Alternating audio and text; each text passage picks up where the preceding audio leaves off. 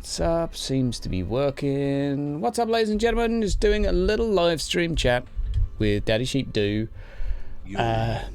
Is that like the official name, DaddySheepDo? Sheepdog Gaming on Sheepdog Gaming on YouTube, and it's mostly just sheepdog at this point. Just sheepdog. Sheepy. Yeah, fair enough. Sheepy, sheepdog, sheepy. So if you're not familiar already, we're in a Vampire the Masquerade campaign. Sheepy obviously DMing it as he does, myself a player, and that is great fun. And that kind of playing in a sandbox campaign with Sheepy made me realise a few very big blunders I've been doing regarding sandbox design, and I think playing Vampire the Masquerade as well has made me really think about what I've done wrong, because it has a lot of tools built into it that I really, really like as a system. So I thought we'd get Sheepy on and we'll have a little chat about sandboxes. I did a bit of a video, but it was a quick blurb. I always have a lot to say about sandboxes. Yeah. Because I'm kind of the sandbox GM dude. Sandbox is your thing. Is that what you prefer to GM then? Is that all of my games basically have some element of sandbox in them, where it's like, and I think that if I may get right off into it, do it. Yeah, go. There's no. This is ad hoc, so do it. So, I find like the reason why I enjoy sandbox in TTRPGs, and especially TTRPG shows, is because it's the entire appeal of TTRPGs and roleplay shows and all that kind of thing is true player autonomy. You know, like it's a lovely idea to say, oh, we're making a Telltale game. You know, the Walking Dead Telltale game. Your choices matter. They don't, but it's a nice thought that they might matter. Very true. And like there are so many games where people really want the freedom to make a choice and have it be properly free, and you know that's one of the lovely things about a sandbox and the sandbox tabletop role-playing game. Yep. Is you can set it up so that you know you have the world, you know where things will go if your players do certain things. The world progresses without them. You just you just need to make a few simple rolls off screen. You know, just kind of figure out what different people will be doing, and suddenly you have this place where, you know, like for example in Sunkist, you guys can do whatever you want. Like you follow whichever story threads you want. There's a whole load of different plot hooks that you can investigate and etc. You know, sometimes they'll be closed off to you, but it will be a matter of, you know, like circumstance or things that have happened, etc., etc. For sure. What had you always ran sandbox then? Did you start off in another, or did you fall into it after a period of trial and error? So I started off with RP shows like a couple of years ago. I'm actually really quite new to, like, still a bit new to TTRPGs. Yep. And I started off as a player in a game. My first game was on Henley's channel. It was a custom system run by a GM who was running like a custom idea that he had, and he wanted to beta test it and try it out. And it was supposed to be very sandboxy, but it wasn't really. Right. And the GM kept on changing how the world worked and how the system worked and how the game ran, like depending on his mood and what he'd seen on TV. Yeah. So, you know, like one week it would be like a murder mystery because he'd seen a murder mystery show. And then the next week it would be like Game of Thrones because he'd seen Game of Thrones kind of stuff. Yep. And after that, I offered, because I had done a very quick, short campaign of Rogue Trader with a few of my mates. And I was like, I kind of know Rogue Trader. I'd be happy to GM a show. And Henley was like, yeah, sure. And so we got on, we did this Rogue Trader Void Barons. It was a lot of fun, very silly, very sandbox. You know, I smacked together ideas and just, you know, did a fair amount of prep work, and then they just jumped into it and we all had a lot of fun. Rogue Trader is an interesting system. I'm sure we'll talk a bit more about it at some point. Yeah, totally. But yeah, so after that, I did a mix of playing games and GMing games. Yep. Nearly always 40k.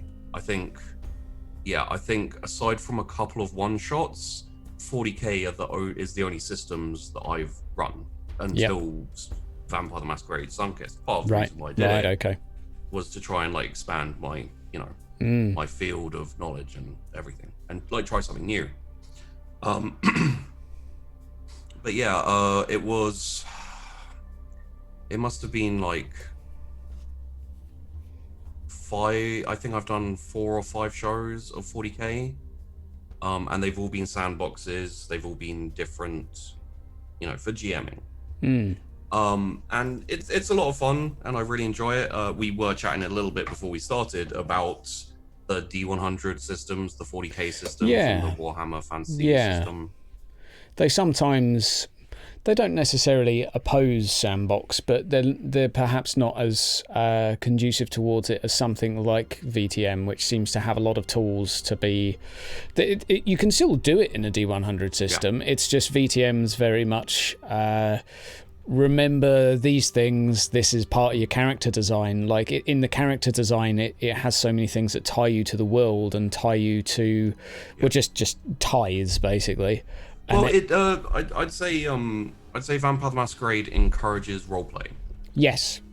And it facilitates roleplay through the system. Yeah. Whereas the 40k really doesn't. And yeah, it's true. Like Warhammer Fantasy a bit less so. Like it's a bit more friendly towards roleplay. Somewhere in the middle, yeah. But like even if you just go to like the 40k books, like they've got so much lore and so much detail and information, but all of the talents are strictly combat focused. Very much. All of the skills, like even though you do have like trade or commerce or leadership or whatever, invariably you always find yourself pushed towards, if you're not having combat, you're not having fun, because there's not that much to do. Coda's just asking in the chat if he can chuck in some questions. Likewise, hello Zirag, Fenrir, good to see you guys. Yeah, do feel free. Anything you guys in chat think is sort of you want to chip in the discussion, go right ahead. We're just chatting here, so absolutely. And I agree with you on the D100 systems. I think the problem for me with them to a point is if you are a little bit of... if you're more of the tabletop player than the role player. So basically, if you're more into how am I going to complete combat challenges like a D&D player's mentality than how am I going to role play like a VTM, assuming the two are sort of two ends of the spectrum. If as a DM in Dark Heresy you lean towards the D&D style of, well, I better give them a combat encounter every week, then suddenly your characters are like, shit, I really need agility, I really need willpower, I really need some wounds, like I better get better gear, and it really changes how the players then think about the character. The tools are there for roleplay, although I would say probably more in Dark Heresy than other systems, it really frickin' punishes you if you don't have a point in persuasion, like your persuasion's half, which is really painful. In fantasy you don't get that, it's just your fellowship is your fellowship. Yeah. So you might you become a very specialized entity within Dark Heresy, and that's kind of that's one thing in my own campaign when I start running it soon, that I'm going to get rid of that straight away, that the halving of something you don't have trained, because it's at least for those players that want to role play, it's like, well, if you don't want to just be like a 1 in 20 chance of passing a lie when it's a relatively menial task against some dude who's rubbish. Like you can make it opposed by him being rubbish at detecting the truth, but it's still the thing is with these systems as well is they're geared towards specialization.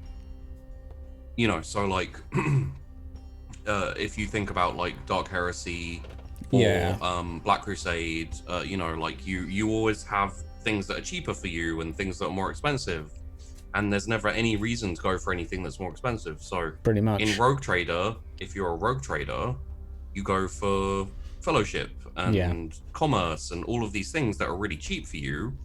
And then very often my players would always be like, you know, there's you know, like polyglot, for example, will be 500 for 500 XP to buy. And they're like, why would I buy that when I can buy this, this, and this, and it gives me better bonuses in combat? You know, like polyglot doesn't really help me. Yeah, for sure. Do you think then that, because it's kind of my view that the systems like Dark Heresy that maybe place a bit more emphasis on character specialization make it more, not impossible, but make it more difficult for a sandbox, in that players maybe have less choice in how they deal with situations. It's like, if you let them RP their way out of it, it's kind of like, well, that's okay, but if every time they deceive someone you're going to make them roll a dice, and they know they've got a 1 in 20 chance of passing it, it's like, I can't deceive anyone. I'm just not going to bother. Yeah, or if they have 1 in 2, you know, like a 3/4 chance to succeed, you know, like 75 fellowship and training charisma, that type of thing.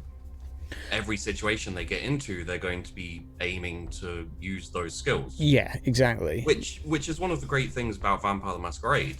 Yeah. Because you don't have like, if you want to do this, you use this skill. Yeah. It's very much like you have all of your stats, like strength and dexterity and stamina, etc., and you have all of your skills like drive and all those type of things. And when you're playing your character, you decide to go for a drive. If you go really quickly and you're taking lots of sharp turns, your GM's going to go roll me a dexterity drive. Yeah, it's like. But if you're playing chicken with someone, it would be composure drive. Yes, yeah. So exactly. You can just mix up the skills with whatever makes sense. And you're guaranteed to have some dice in whatever it is. You can't have 0 dice in something. So no. Whatever you're rolling with, there's a chance of scoring something, and then there's a reroll mechanic, meaning that you have a slightly better chance.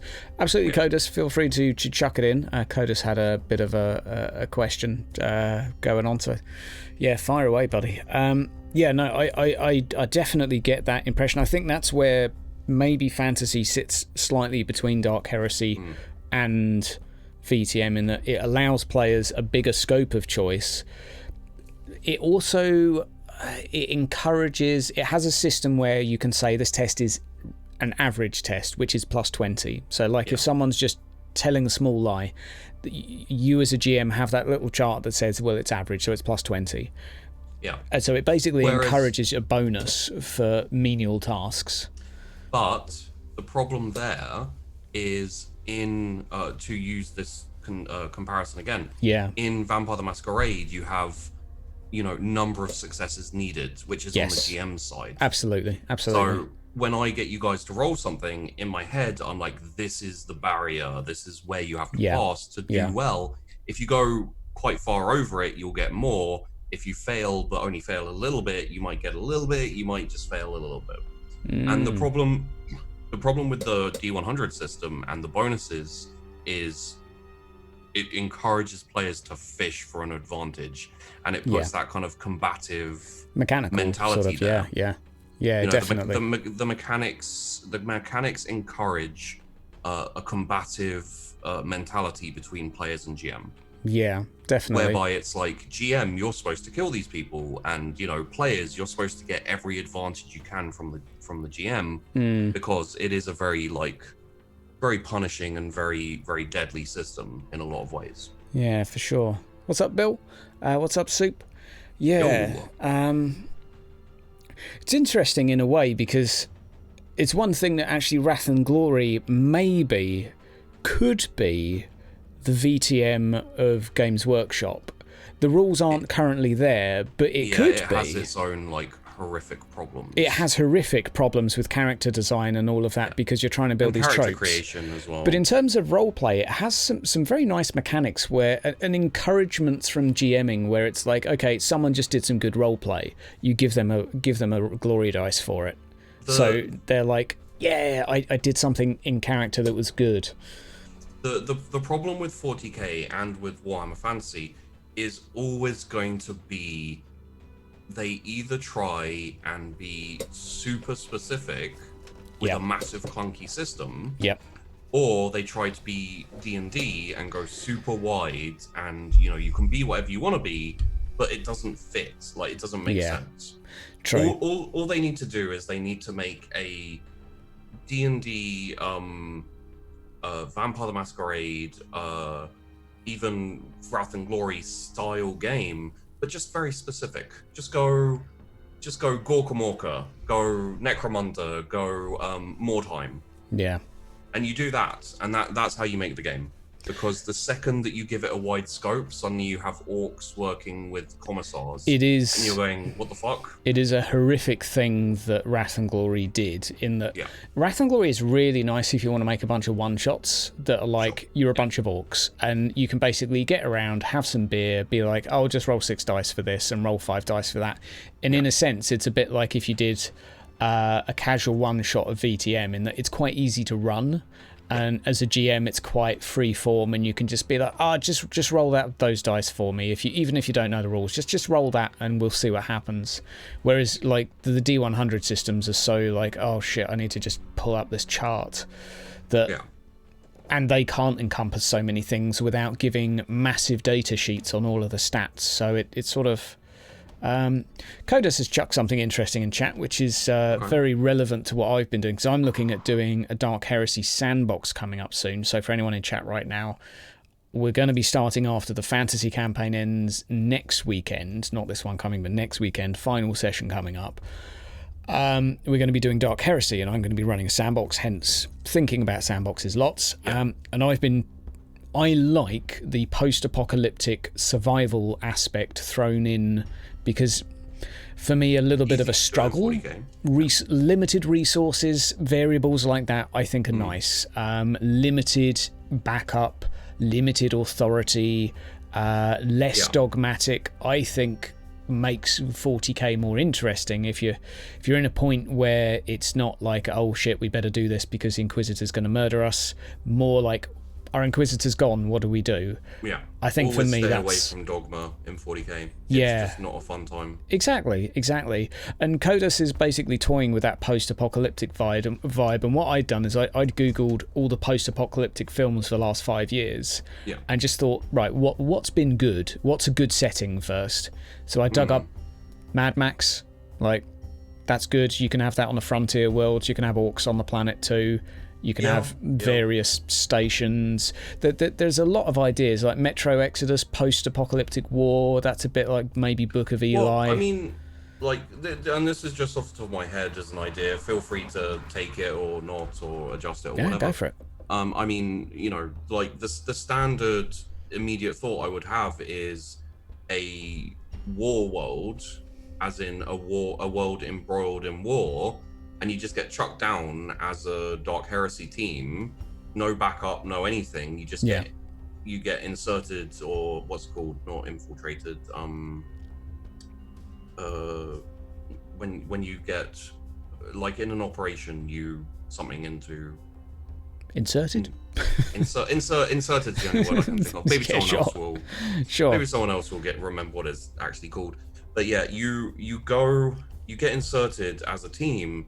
And then you just have to get through the setting to find MacGuffin, or to find contact to take you to. And it's like you have limited ammo. Like, obviously there's ammo around, there's guns around, but there's people around. But you don't have any resources, so you either have to form contacts, maybe pick a side. But it's kind of like. It's kind of like the backdrop for this campaign is the war. Yeah. You don't actually have to get involved. Do you think limited supplies or resources is part of a good sandbox, or at least is it at all maybe that you use, that you like? I would say it depends. Yeah. So I think one of the things I'm not a huge fan of is tracking ammo and food and all of these things, unless there's a specific reason.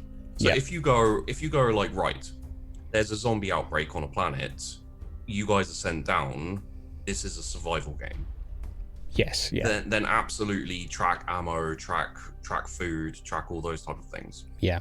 And that, because that's the core basis for the campaign.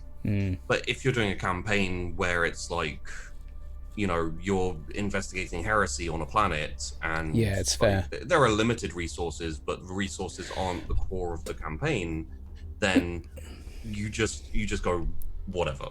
Who cares? It's not important. Don't worry about it.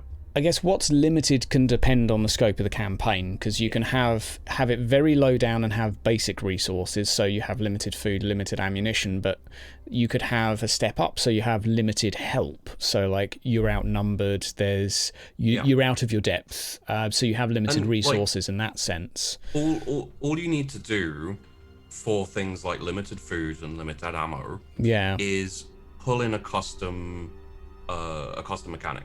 Yeah. Which basically goes, the longer you go without resupplying or refueling or you know, anything along those lines, your rolls have a, like, even if you succeed your roll, they have a cap as to where you run out of stuff. Yeah. So if you roll a 90 on your to hit with your gun, it doesn't jam if you roll a 91, but you do run out of ammo. Yeah. You know, if you roll, and as you get lower and lower on supplies, it goes to like 80, 70, 60. Yep. So you can still succeed to hit and everything, but you will eventually run out of ammo and stuff. Yeah. Very simple, very easy, and it means you don't have to crunch numbers and slow your campaign down.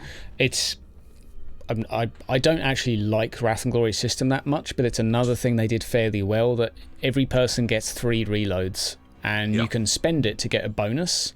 So you can intentionally basically burn it to get extra damage, extra hits. You could like hit multiple targets or hit someone for more damage, but you only have 3.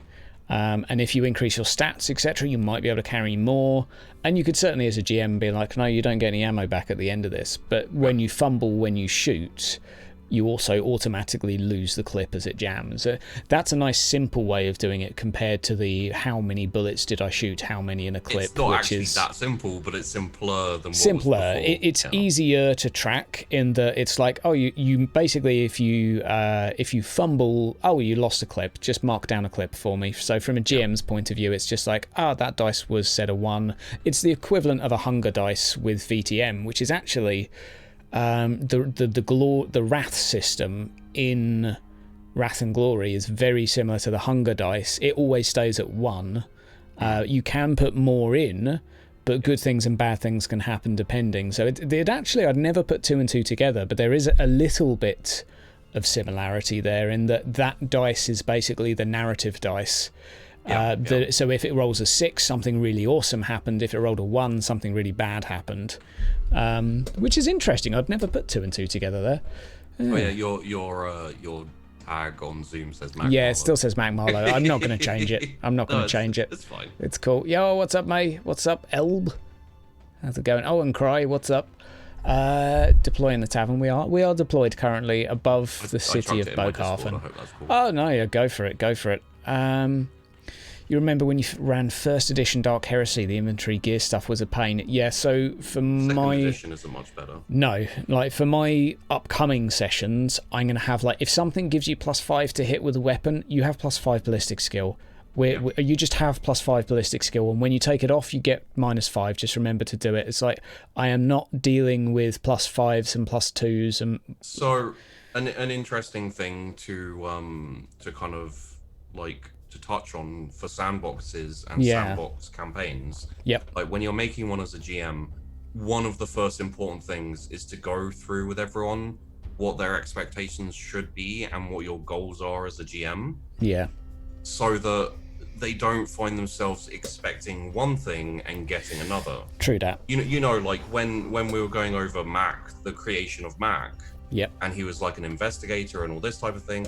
I did say to you, like, there are some investigations that will just be closed off for a while or until you just hit a certain like plot. Absolutely. Something. Yeah. So, because I didn't want you as a player to get frustrated and be like, I came to solve things, I'm not solving things. Yeah, for sure. From my perspective, I'm because I'm perhaps more of the role player than the tabletop player in terms of my preferences, I would prefer there to be some things that are physically, like the barrier to it might be time. If there's a barrier, it could be time, it could be resources, it could be like a lack of strength. But I'm fine with being like, no, you can't do that yet. And to me, that's better. A really good example of a kind of barrier being lifted is actually the interaction between Mac and Kale. Okay. Like you remember you went in and you were like, hey, and it was just like this roller coaster of craziness, and then you came out the other side with a contact and $5,000, and suddenly exactly. Like that was almost like a permission to go and talk to everyone and be like, exactly, and that was my. It was because of the let's say the lack of progress in some of the quests. That sense of actual, like, if you had humoured me with every single quest and been like, yeah, you can do that. I say quest, but you know what I mean. If you'd been like, yeah, you can do that, and you know everything I wanted to do, we just rolled down that alley, and 4 scenes later, I had accomplished it.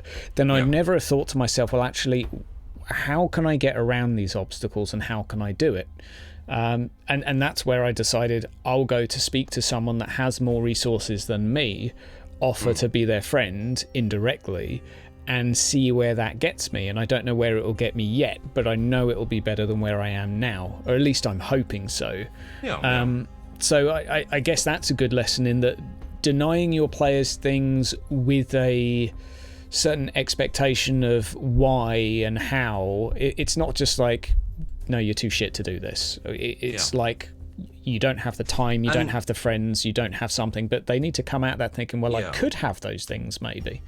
And there are other kind of like things that can get in the way than purely like, you can't do that. You know, like for the prison and investigating the prison, like you guys can totally investigate the prison if you want. The problem is like there's the worry of like, you don't know who's in charge. There's a lot of unknown around the prison. You know, like if you investigate the guards, if you like, if you try and talk to someone higher up, it might filter out to someone who's possibly your enemy, or you know, someone might find out which is dangerous for you. So it's like, actually, let's just let that simmer for now. Carry on. We'll go talk to other people, and if we manage to find a like an angle we can attack this at, we can come back to it later. I guess that leads me neatly to something that I may have touched on in that slight video I did, where having a sense of scale and your own character's position within the scale is pretty good and pretty useful for the sandbox as well, because it encourages lateral thinking, at least when you have a problem. So like, I do think you get in a dangerous position where if you keep throwing weak enemies at a player, or if they don't ever witness anything that is truly scary, like if you see an Inquisitor and you're an Acolyte, you need to kind of know that if you got on their bad books, you'd be dead in a split second. Like, well, because a lot of people who play TTRPGs are used to the non-sandbox where the GM or DM goes, okay, they're going to this place, they're going to be looking at this thing. It's like fairly railroaded, and that's fine. Yeah. Like, you know, my preference is for more sandboxy, more open. Yeah, nothing wrong with railroading at all. But railroading is perfectly fine if everyone's down for it and they want to go through this specific story. It's all good.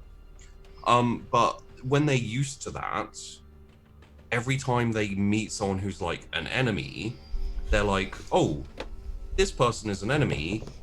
The GM is tailoring these encounters for us, so of course we can beat them. It may be difficult, but it's definitely possible. Whereas in Sunkissed, the number of times you guys have met different characters and been so unsure of their capabilities. Yeah.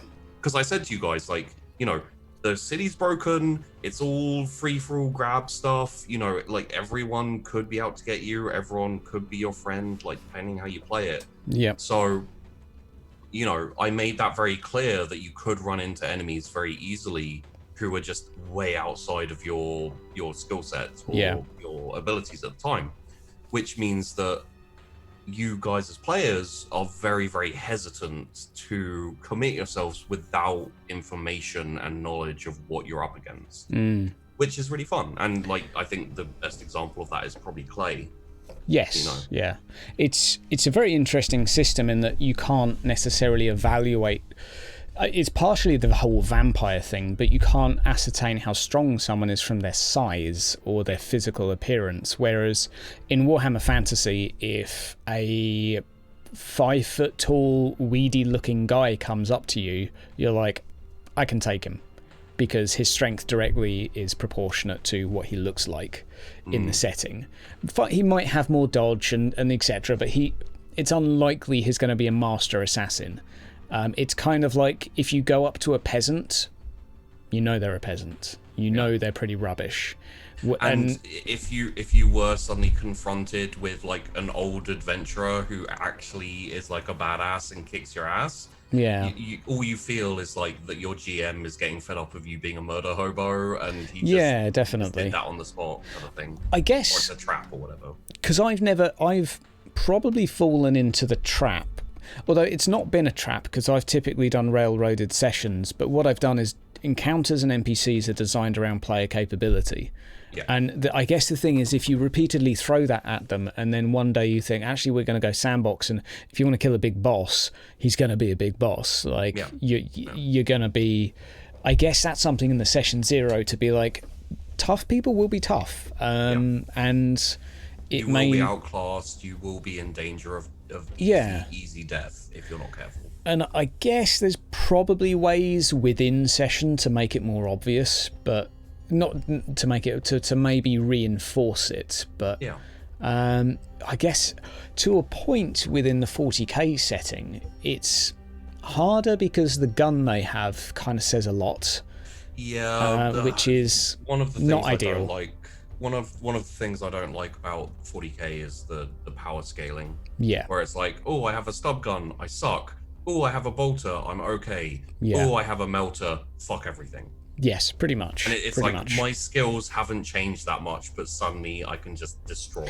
Yeah, that's where the SL damage system I like, because it helps reward player skill, but it has its setbacks in terms of combat making sense. I've spent ages toying with SL versus D10 damage. Warhammer Fantasy changed from D10 to SL. And you can see why they did it, because all of a sudden players are like, wow, the more skillful I get, the better I get with my sword, the more damage I do with my sword. But then you get to a point where if you run up to someone with a bow and you get a plus 60 to hit, and you get plus 12 SL or something ridiculous because you're really good with a bow, you've got plus 12 damage and you kill it in one hit. And all of a sudden then the power scaling is based on range and hit modifiers, which messes the balance. That leads into the always trying to get an advantage. Exactly. And it kind of it works initially, but the modifiers break it again. And it, as you say, it turns it into the tabletop system of sort of, well, how can I get that extra 3 damage? And actually, if I go 1 square further forward, I get plus 3 damage, which is again fine for tabletop, but perhaps detrimental to a roleplay system where you might want to be thinking, do I want to go closer to them? Do I want to go for cover? Or maybe I want to try and talk to them. Like you don't want to be thinking about mechanics in a game, I guess, when you're aiming to sandbox. I mean, mechanics aren't necessarily a bad thing, like intricate mechanics.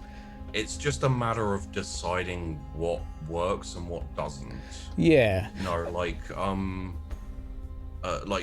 for example, in the 40k systems, I never really deal with crowds and mobs and stuff. For Rogue Trader, if there's a bunch of NPCs going against another bunch of NPCs, I get the players to roll for their side 3 dice, and I roll for the enemy side 3 dice. And then whoever gets the better, number of successes and etc., I just basically go like, so these guys, they have an advantage, some of your guys go down, or whatever. And it just means, because otherwise you're rolling like for about a day. I did and, that, you know, actually. I did a big encounter with, I think, 20 on 20. This was in Foundry, so it was like click, click, click. That's one attack. Click, click, click. That's another. And it was applying damage too, so it was doing a lot. But the whole combat only lasted an hour. And it was 5 turns, I think, which for that scale is bloody amazing and why I love Foundry. However, I still had 2 players at the end of it that didn't enjoy it because they wanted more turns per minute, basically. They didn't want to wait, which was interesting. Yeah, there's a lot of downtime in the D100 system combat. Yeah, where you're just... Definitely. If you don't have an automated system, combat is normally an hour anyway, even if it is only 3 rounds, because you're just waiting that long for people to do the maths. You know, how far away am I? Is it, you know, what am I doing? Single shot, semi-auto? Oh, God. Am I doing full attack? Am I doing half aim? Am I doing this? Am I doing that? Yeah. And when that's all done, like, it goes quicker the next time, maybe? Hopefully, as a GM, they've pre-queued what they're going to do and they tell you straight away, but no one ever does. Well, and also the situation changes. It does, and it's not easy. People get new ideas of what they can do, and definitely, like, definitely. But it's hell in some respects. If you want a combat game, then 40k, Warhammer Fantasy, all of these systems are really good. It's just that's not the meta at the the that's not what people want. Like the RP, the especially on Twitch and especially for showmanship. It's watching a tabletop game. Like I'd rather watch people killing models on an actual tabletop, people rolling dice, than people role-playing rolling dice with a D10 on Roll20. Like it's like, I'm going to use Sunkist as examples for these because it's a good system. With Vampire the Masquerade and Sunkist, you know, like, you say, okay, I want to do this. I go, okay, roll this and this. You roll this and this. It's done. I tell you what happens. We keep going. Yeah. In the combat, and even outside of combat, for 40k, it's like, I want to charm this person. Okay. Do I have any talents that give me bonuses for charming? Do I have any peer talents? Do I have any, you know, do I get any bonuses? And by the time you're done, it's chopped up. Yeah. The encounter, it's chopped up the RP. Yeah. So that it puts a stopper and a starter, and then you're back in it. And it just takes everyone out of the system. Definitely. It takes everyone out of the show. That's very much, I think, what I was trying to sort of mull over for a second there, of when you're in a system like this and people's heads are naturally so mechanically minded and you want to try and get the game out of that just to get it. I'm not saying that you can't do that and Sandbox, because you definitely can, but to get people thinking like they're in a sandbox, I think you need to try and constantly suck them out of the mechanics. Yeah. Let's say in a traditional combat scenario, if a guy puts his hand to his gun, he looks like he might shoot you soon. Okay, obviously as a GM, you can make sure he says something then, and it's not just roll initiative. Yeah. But you want your players to be thinking, what should we do? Not what's my range, what's my bonus. So here's a question for you. Yeah. In 40k or in Warhammer Fantasy, how many times have you GM'd and you've had like this idea where, well, not even like an idea, you've had an image in your head where the bad guy comes up, he like squares off, and he's like, okay, and you know, he's going to start there's going to be a bit of back and forth, a bit of banter, and your players go, I fire. Yes. Yeah. Because that's the mentality of the I've system. Not had it for a while, but I've had it definitely. And it's fine, but it does definitely, as a GM, that's I guess a signal that you know what zone you're in. You know what you're in combat zone. You're in D100s. You know, like always on edge, always paranoid about dying. And I guess that's where it comes in, that it's not a bad idea to let people know that actually encounters are really dangerous, and people in Dark Heresy kind of know that a bit anyway, because the system's so like, oh, you're randomly dead, fuck you.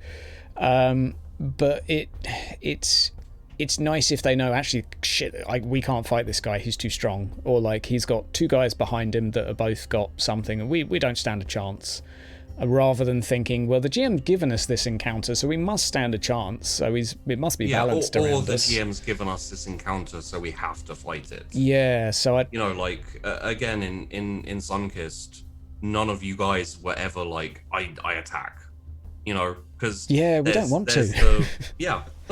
Like there's the slight worry that you might be out of your depth, but also, you know, there's not the immediate fear of, well, they're just going to kill us because it's RP heavy. It's you know, so when Josh as Cassius met Clay outside and he's like, you know, they just started conversing, and then you guys had an encounter.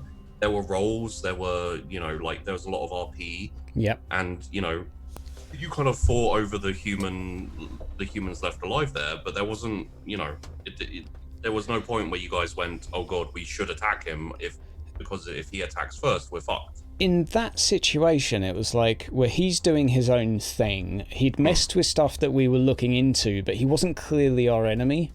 Yeah. But it was also, from Mac's point of view, Mac knew that he was connected to people.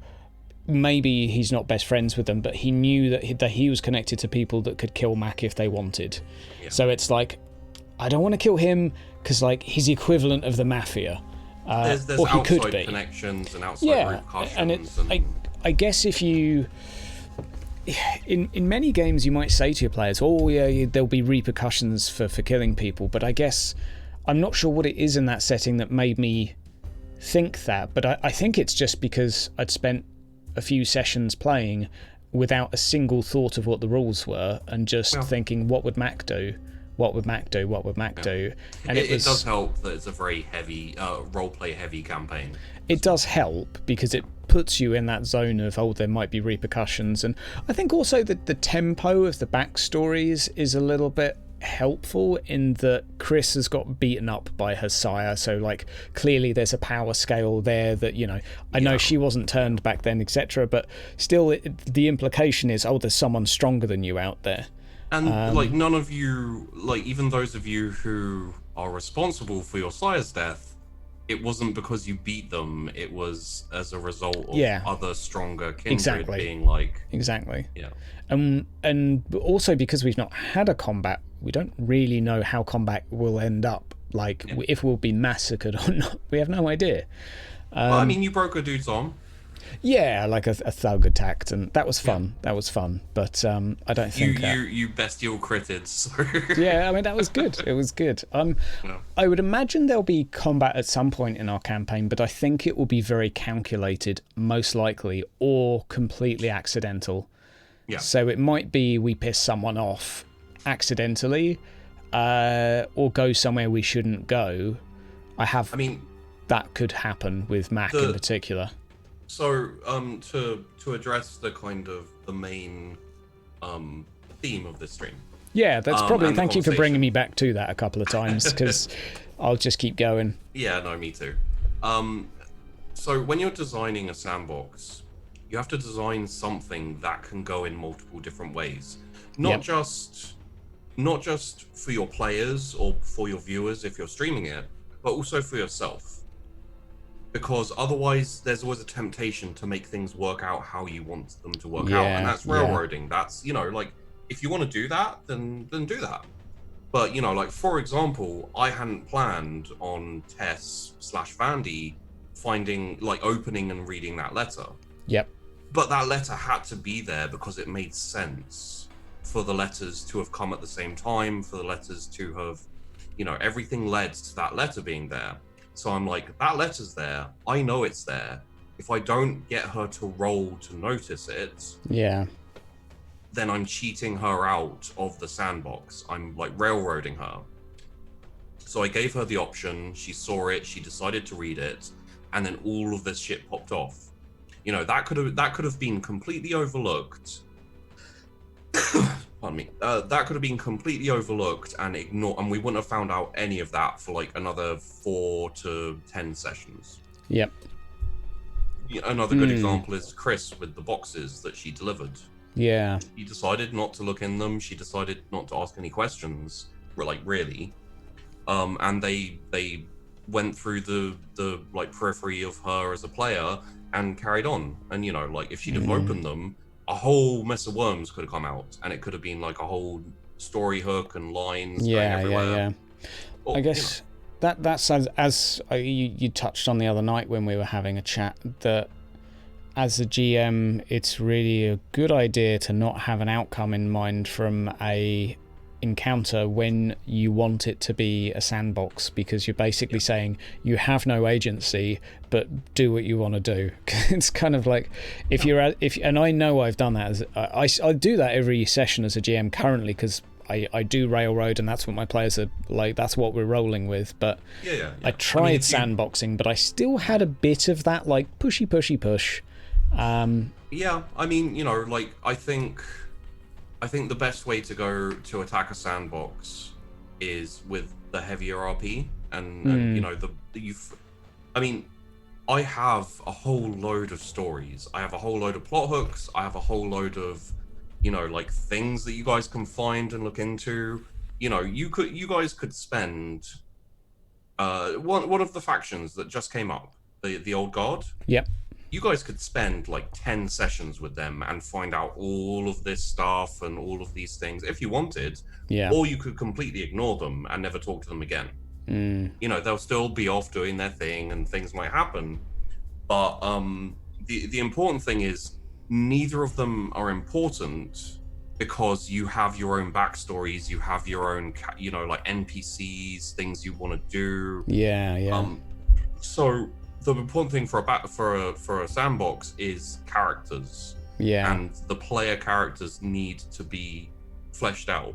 Yeah. And they need the backstory, and they need their own like intricacies. And then the players won't mind that you don't have a like story hooks to, you know, like to railroad them with, to push them towards things, because they'll be so happy. You know, like with Vandy, how happy she was finding things out about her sire and Tess, and like reacting to all that as a character. And it doesn't matter if there's not much going on. I extended the break where the vampires catch on fire by like 4 episodes. Because everyone was enjoying their stories. Yeah, definitely. RP. Yeah, it was going well.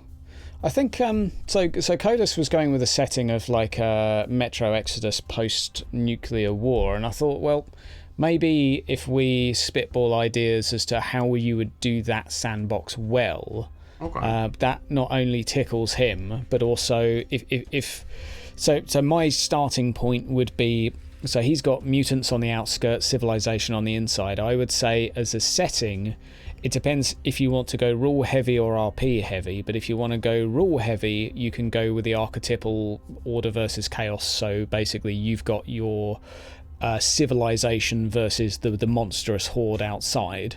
But if you want to go RP heavy, you need a bit of a moral grey area where it's not a monstrous horde outside, it's people that are desperate, are trying to survive.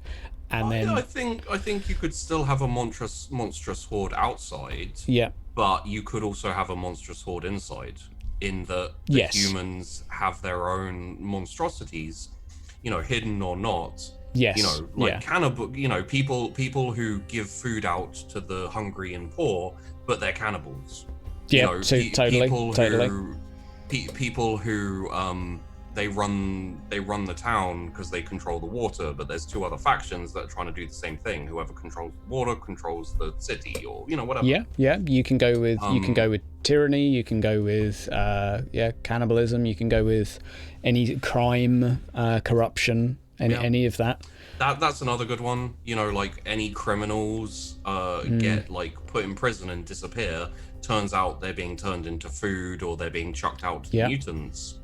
Or they're like an important part of the system whereby they get recycled.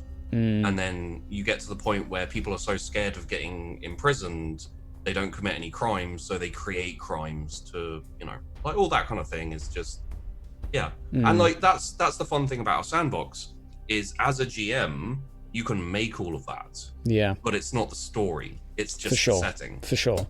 So like the players may never find out about the evil, shadow government that is turning people into food. Yeah, It's not necessarily important if they don't want to look at it. Yeah, for sure.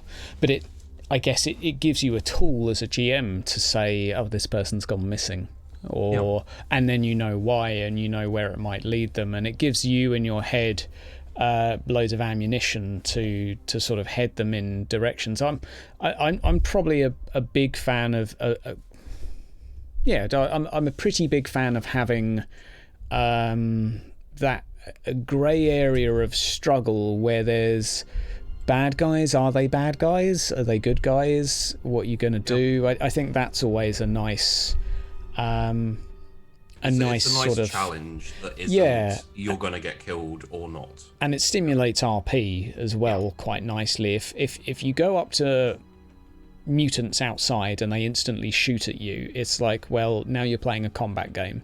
But if you go up to them and they're like, we're desperate, do you have anything? Or they try to capture you but don't try and hurt you, just, I don't know, throwing nets on you and take you away. Or even like they want to mutate you with them to make you part, like they see that as the proper way people should be now. And you're like, no, I'm happy like this. But they're like, no, but you'll be, you need a fish they're face. Not really trying to be dicks to you. They're trying to help you, but at the same time, you don't want it. Or exactly. You can have that. You can have these grey areas, and I think they do quite well for RP. Whereas if I can fire away. Sunkist, Gimlet's store. Yes, very good moral grey area. That's such a it shouldn't be a grey area, Like it should be. Yeah, it shouldn't be, but it should. But the way it's presented is like, well, kindred need it to survive. Yeah. So it makes sense, even if you're not happy with it. But all the different characters took it a different way and reacted a different way to it. Yeah, definitely. One character sees power, one character sees, pragmatism, and another character is horrified, and really doesn't like it. And that then leads to good RP, because you've then got differing opinions on something, and that's where bringing this back now to Games Workshop stuff, that's where I struggle a bit with the dogma of the Inquisition and Dark Heresy, because it's like, well, we're the Inquisition and they're mutants. If my Inquisitor finds out I've spoken to these mutants, I'll be in trouble. Which is why I think you could either give them a radical and be like, yeah, he doesn't care, or be like, well, he's not in the picture, or you got options, but you got options, but the norm is so black and white that it's really hard to RP. And I think players to a point, it's like in fantasy. Yeah, the factions in fantasy. Like, can you ever it's see like a Skaven? Orcs are bad guys. Can you ever see a Skaven working with an Imperial? Yeah, exactly. It is very, because there's so much baggage attached, it does make it harder. And I think to a point as well, players feel that they should role play. Like, role playing an Imperial Guard means purge the Xenos. That's your token expression. So any Xeno you meet, you'll be like, oh, I need to purge you. And it's kind of like, ooh, okay. Do you remember Rogue Trader Lost? Yes. The one I GM'd for EE. I've watched about half of them, I'd say. But did you see the bit with the Dark Eldar? No. Wait, maybe. Basically, they were stuck on a world, and the Dark Eldar were attacking the Eldar through a webway gate. The Eldar were kind of semi-allied with the Rogue Trader and his crew. Yep. The Eldar destroyed the webway gate and are like, you led the Dark Eldar here, you suck. And they eventually got semi-caught by the Dark Eldar and brought in front of the Archon of the Dark Eldar, this a very imperious, crazy Dark Eldar lady. And she was basically like, I like you guys. If you agree to be mine, she says to the Rogue Trader, then I'll give you a ship, I'll help you out. You'll have all of these lovely things. And the players are like, oh, can I have this? And she's like, yeah, sure. One of the players was like, can I have all of this mechanical stuff? Like implants and things like that. She's like, yeah, sure. She sends him down a slave with all of the implants implanted into him. And like there you have interaction with Xenos. But if you translate that even into Dark Heresy, you've put the players in a position where they feel like they have to say no. You know, fuck you, kill me. Yeah. But if you're running a sandbox, if you're running like if you're doing these type of things, it's very easy to have a situation where the players have a higher goal. Yeah. You know, if you're trying to save an entire planet of people, then maybe working with the Dark Eldar isn't so bad, because you're going to save all of these people. And you introduce this kind of gray area. And the thing I found is if you take a relaxed attitude to lore, then suddenly your players are starting to think about doing things that they wouldn't otherwise think about. Yeah, that's a good point. That's when your imperial, you know, your empire, you know, citizen suddenly decides to try and reason with a rat man. Yeah. And, you know, suddenly you have a Skaven who's like, you know, like working with you or doing you a favor or whatever. Like, it doesn't really make sense in the lore, and it etches at you a very little bit. But once it's acceptable, it's so much more interesting. Shengzi's asked a rather important question of what does sandboxing mean? And sandbox is sort of, you imagine a child playing in a sandbox. It's having an area of freedom in which you can do what you want. So in the purpose of a TTRPG, it's basically kind of the opposite of railroading, which is like, I'm the GM and these are your 4 scenes. A sandbox is a bit more, well, it's not just what do you guys want to do today, but it's actually allowing them to then follow through, and then all of the stuff that comes on from that, like giving their I guess then far away. I was just gonna say, if I may, so, and this is just my own personal take, because like you look at something like Critical Role, you know, like they have a certain sandbox element to that. Yeah. But I wouldn't call it actual sandbox, you know, because they have like this overarching storyline that they have to follow. You know. Yes. Yeah. Especially in season 1. I'm not so sure about season 2 because I haven't watched that much of it. But in season 1, they had like this straight path which they knew they had to go down. And they can go off to another city and talk to random NPCs, but ultimately they always swing back. Yeah.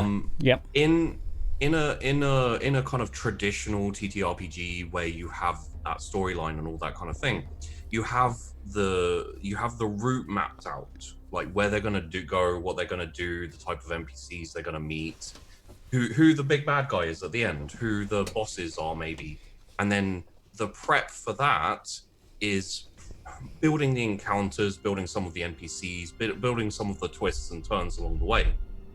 In a sandbox, you do all of your prep before you start the game. So you say you're playing Rogue Trader, you know, in the 40k universe, you build an area of the galaxy, a sector. You build all of the systems, you build all of the planets, you build all of the things on all of the planets. If you want a Necron Tomb World, you better be ready for your guys to find that Necron Tomb World and awaken it, because they very well might do. And in a sandbox, there's nothing you can do about it except for vaguely warn them. Yeah, it's JMO's pointed out, season 2 of Game of fucking Thrones, Critical Role has been more sandbox. There is, I think the players, because they know Matt and Howie GMs, there is a bit of a like they follow his hooks a lot. Yeah. So it's like if he drops a hook, they're like, and it's partly for showmanship, and it's good showmanship because you see them perk up when he mentions something, and they go, "Oh, this is something exactly." to follow. But at the same time, they've done a lot of stuff that has surprised him. So they've spoken to NPCs that they weren't supposed to find, and they have done some things that are like Matt's like, "Oh shit," and they've avoided complete encounters because of one derpy spell, and it's. You can at the same time see that all of their stuff is like linked in with the story. Yeah. And there's very clearly a story they're leading to with you know, like there's it's not like he dumped out the world and went, go. You know, like all the factions and all these different things. At the beginning, it was a bit more because each of the characters had something they need to accomplish. Like Not wants to turn back into a halfling again, and some of the others were a bit more freeform. But there was a period of Sandbox, but once the plot's introduced, it then still, as you say, it's sort of like a very... It's not railroading technically, but the players are following breadcrumbs as if it were a railroad. But I guess that's partly the showmanship of it, I guess, filtering in. Because if the audience is like, but you just said that's going on over there, and they're like, now I want to get my own side quest done. Yeah. They know that they're keeping other people happy with it too, but they're probably an interesting hybrid of players that follow breadcrumbs, but a world that can be Sandbox and is prepared for Sandbox. I think anyway. I think a lot of that is Matt's improv skills. You know, I think he's done this long enough and practiced enough that he can just improv scenes and situations and all that type of thing when they do go off piste a bit for a while. But I think at the same time, you know, there's always like basically what Matt has done is he's expanded the railroad. You know, like there's a couple extra lines, but they all go in the same direction.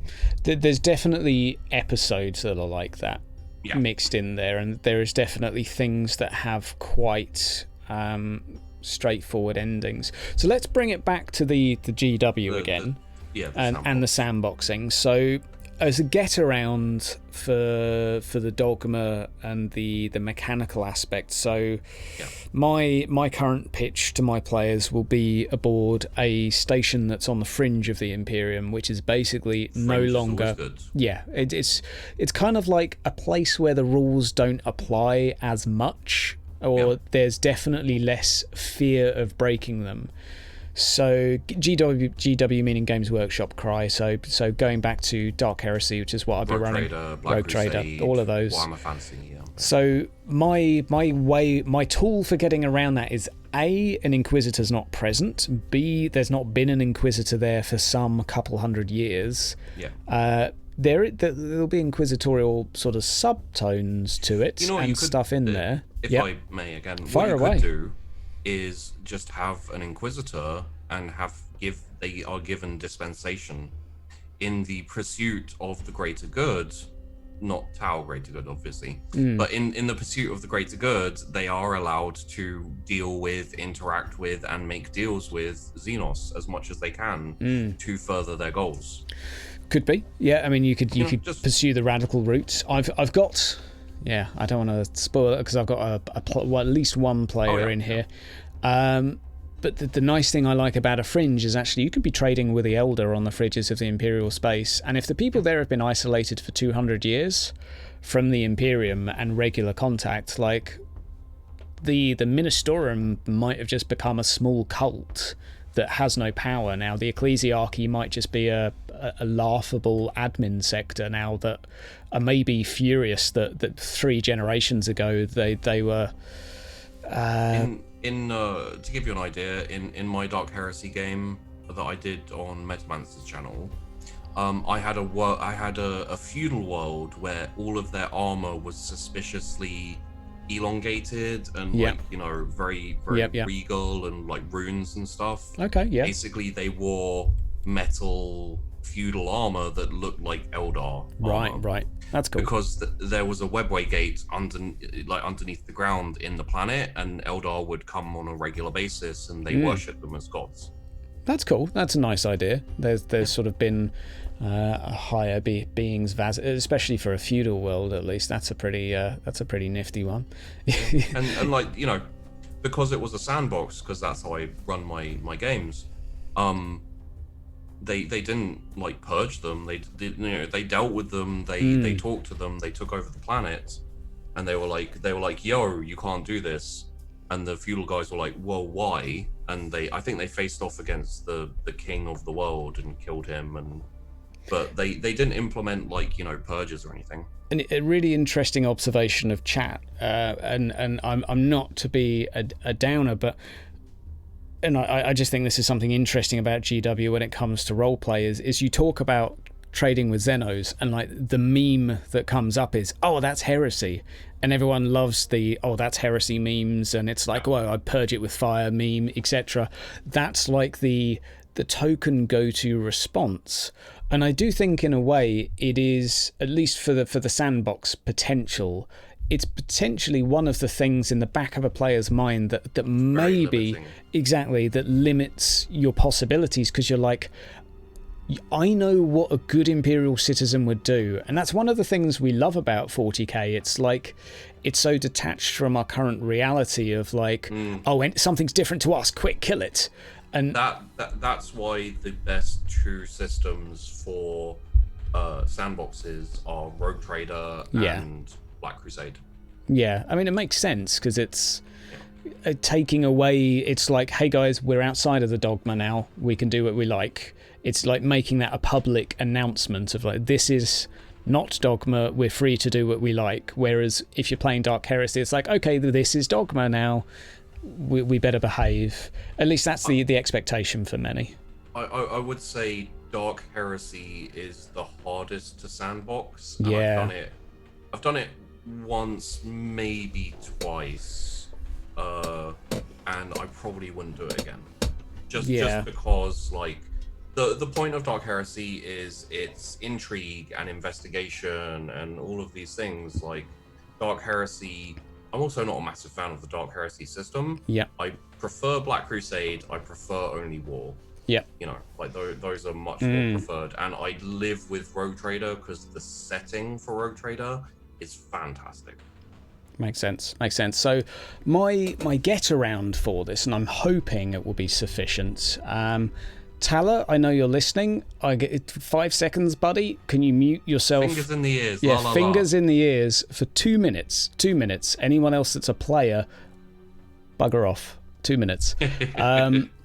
But my plan, at least, will be having the group as former acolytes that have been mind scrubbed and sent to via a long voyage and cryosleep to the fringes, and they'll get flashbacks and the occasional, and perhaps they'll discover, maybe they won't, what they used to be and what their actual task was. They'll be stuck in the middle of nowhere with a grey area of like, well, what can we do? We're in the middle of nowhere. What's going to happen? Maybe in 50 years someone will come and collect what we've reported, but maybe we're just fucked. So that's my intention for the backdrop anyway, is inquisitorial hints, and if they look into their backstories, they might get to it, but that's my thinking anyway, to try and remove the dogma. And other than that, like, it's kind of like Lost in Space. You're stranded, and then have it as a bit of like a Deep Space Nine setting, but, well, equally heretical. But that's my thinking of a way around it, but I've not ironed it out yet. It's a provisional. I mean, you could just run something in the Dark Heresy system without the Dark Heresy inquisitorial agent type thing. They could have been former inquisitorial agents or just whatever. Like, well, that's kind of what I'm hoping they'll feel like they are. They're like, do we still have to do this? Like, are we? I'm hoping it will not be obvious, and it will just be like, well, maybe that's what you were, and that's what you were once assigned to do 50 years ago before you were put in a cryos tube and shipped here. Yeah. What do you want to do now? Like, almost has an interesting like alien.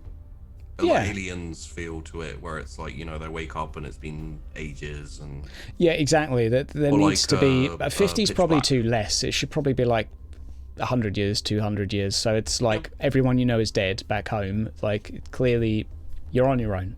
Maybe you've been abandoned. Maybe you've been forgotten. Like, maybe there was something that was due to follow up that never came. Like that's a nice way of signaling. So much in 40k, where exactly. It's like, we got lost in the warp and we never turned up. Sorry. Yeah, exactly. So that's my idea of having it as a subtone, but not as a main plot mechanic. But it is. So let's go back to mechanics from VTM that I love. That.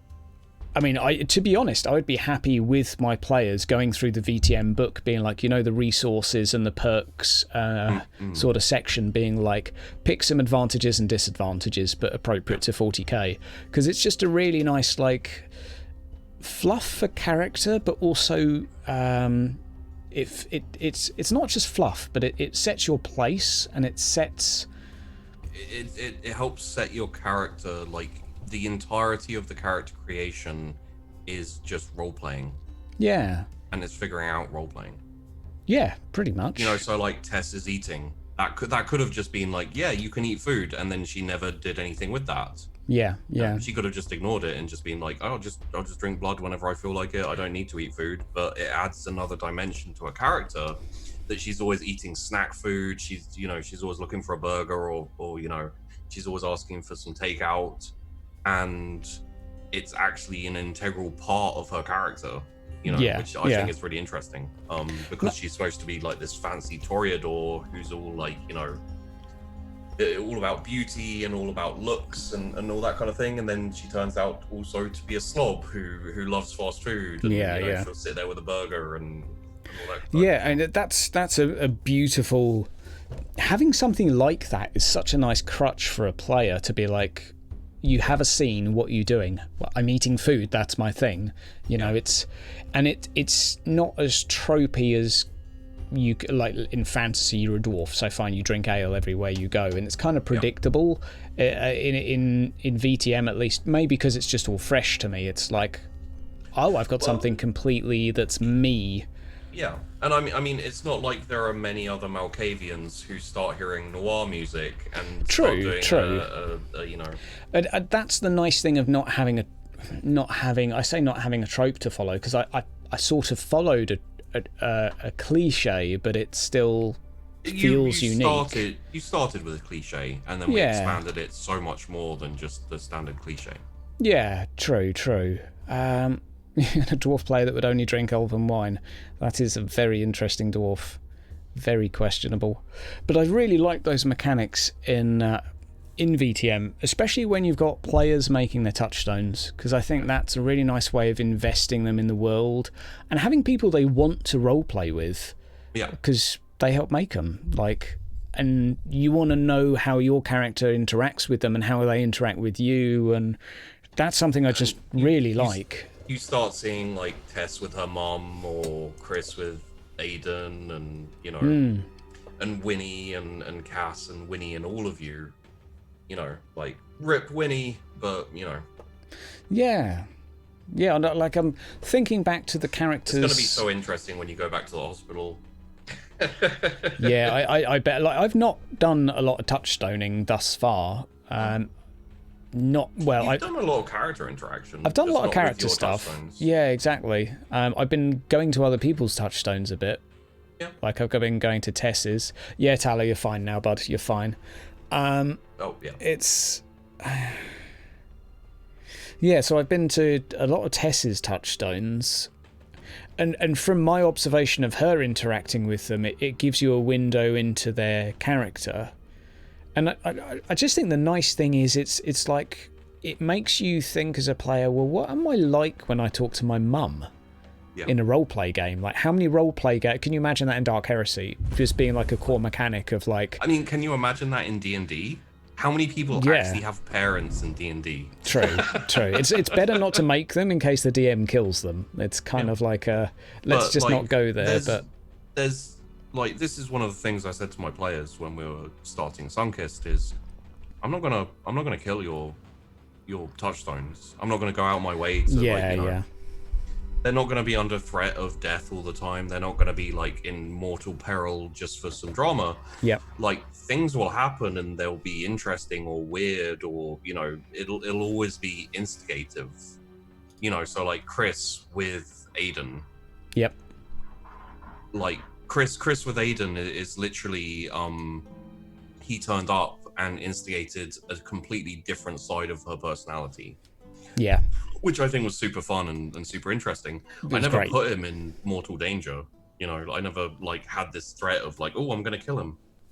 You know, so it's nice because don't worry, cry. I was just changing the music over to tavern music, so we've gone from tension to chill out. Thank you for all the follows, by the way, guys. We've picked up a remarkable amount. Yeah, thank you, Sheepy, because I think they're mostly yours. A couple of new subs as well. So don't blame me for that. So there you go. Yeah, it's to the point where in what I'm about to run in Dark Heresy, I'm going to say, right, I wouldn't mind if everyone can give me 2 NPCs. We'll flesh them out together. It doesn't have to be someone you like. It could be someone you've pissed off, or if you want to roll a dice for it, maybe, and be like, okay, on a 90 plus, it's someone that wants to kill you. On a this to this, it's someone that you like. Like, if you want to make it mechanical, we can do that to randomly generate it. But I think that's a really nice way of saying, okay, you're on this space station. But if I said to you, what do you want to do today?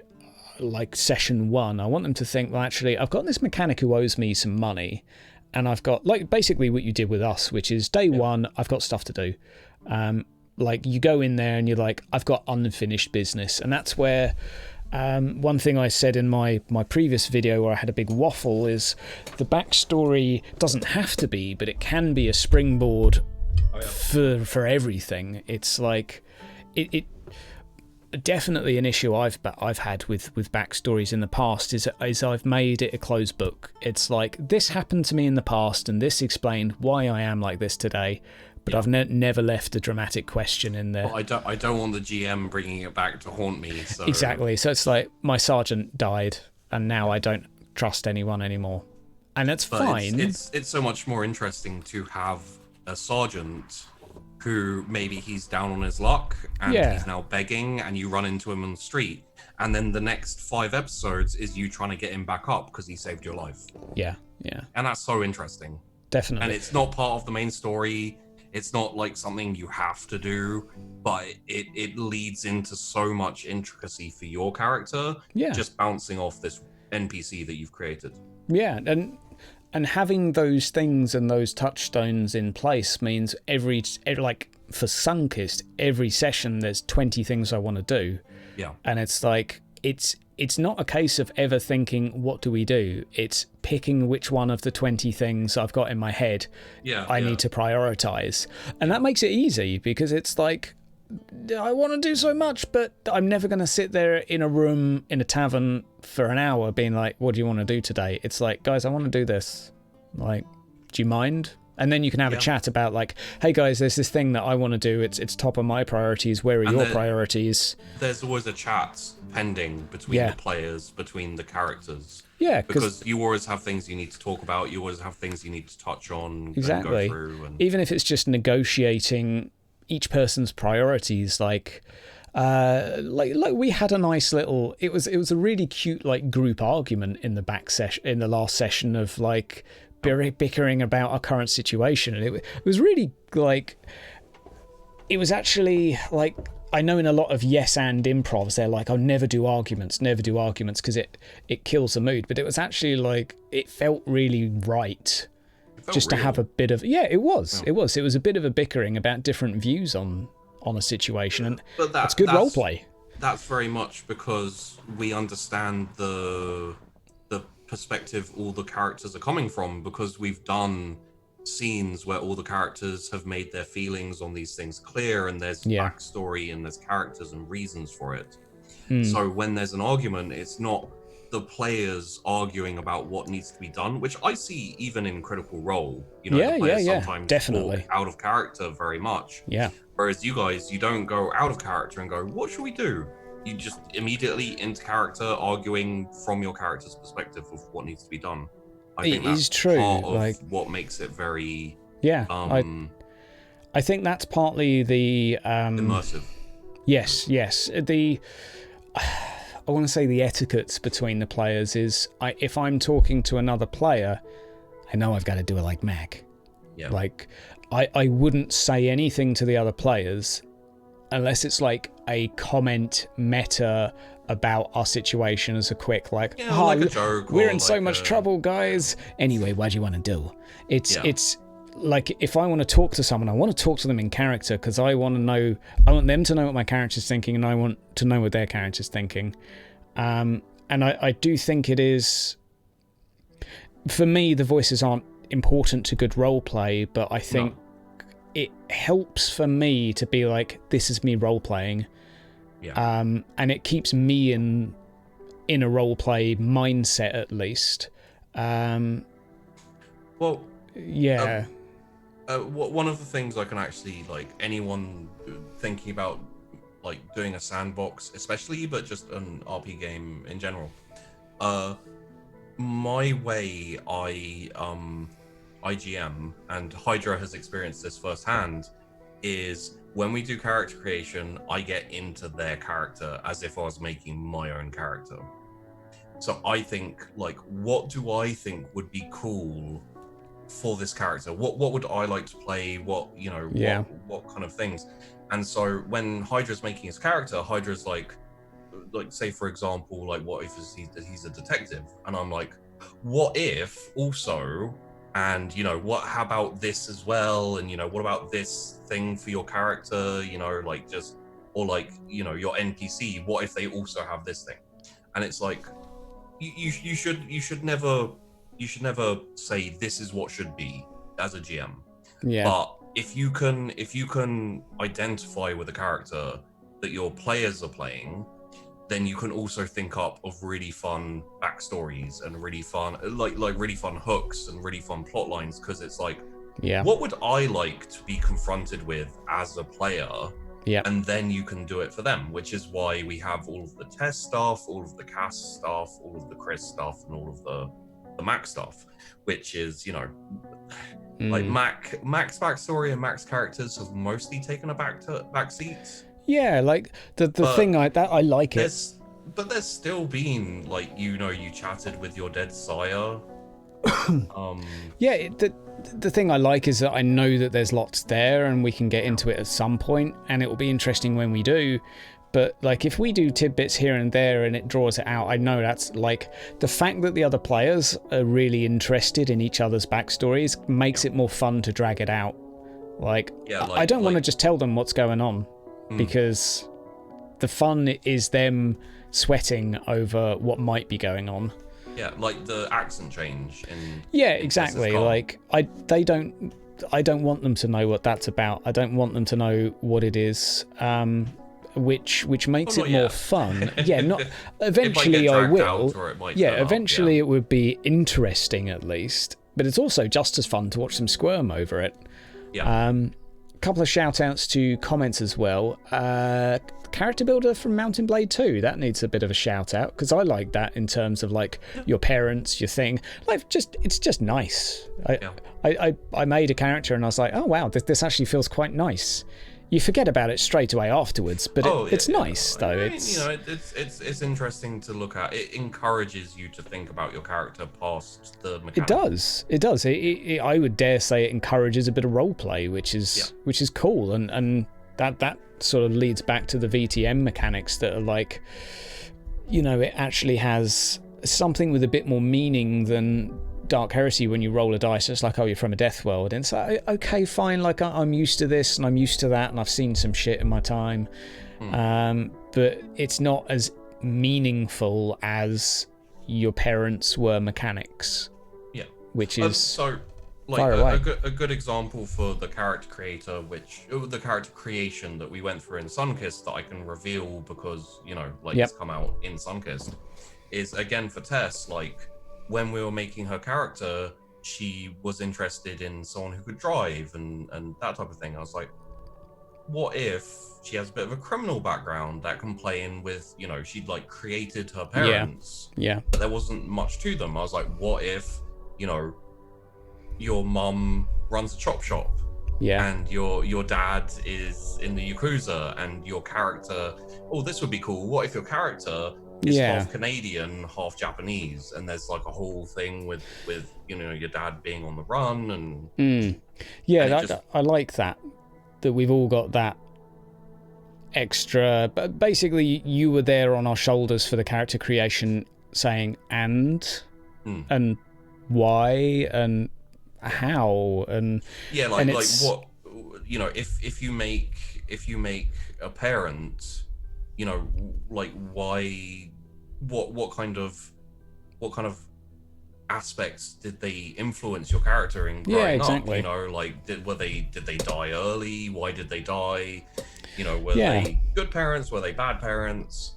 You know, are they still around? If not, why not? I think that's really good to have a second person who's not made the character to look over the character, thinking about it from a narrative point of view and being like, but what does that mean for you? And why did you do that? And what effect did that have on you? And are they really just this? What's that? Obviously, you took it a step further to provide inspirations to lead down more meaningful paths. But I think it definitely worked well to give depth.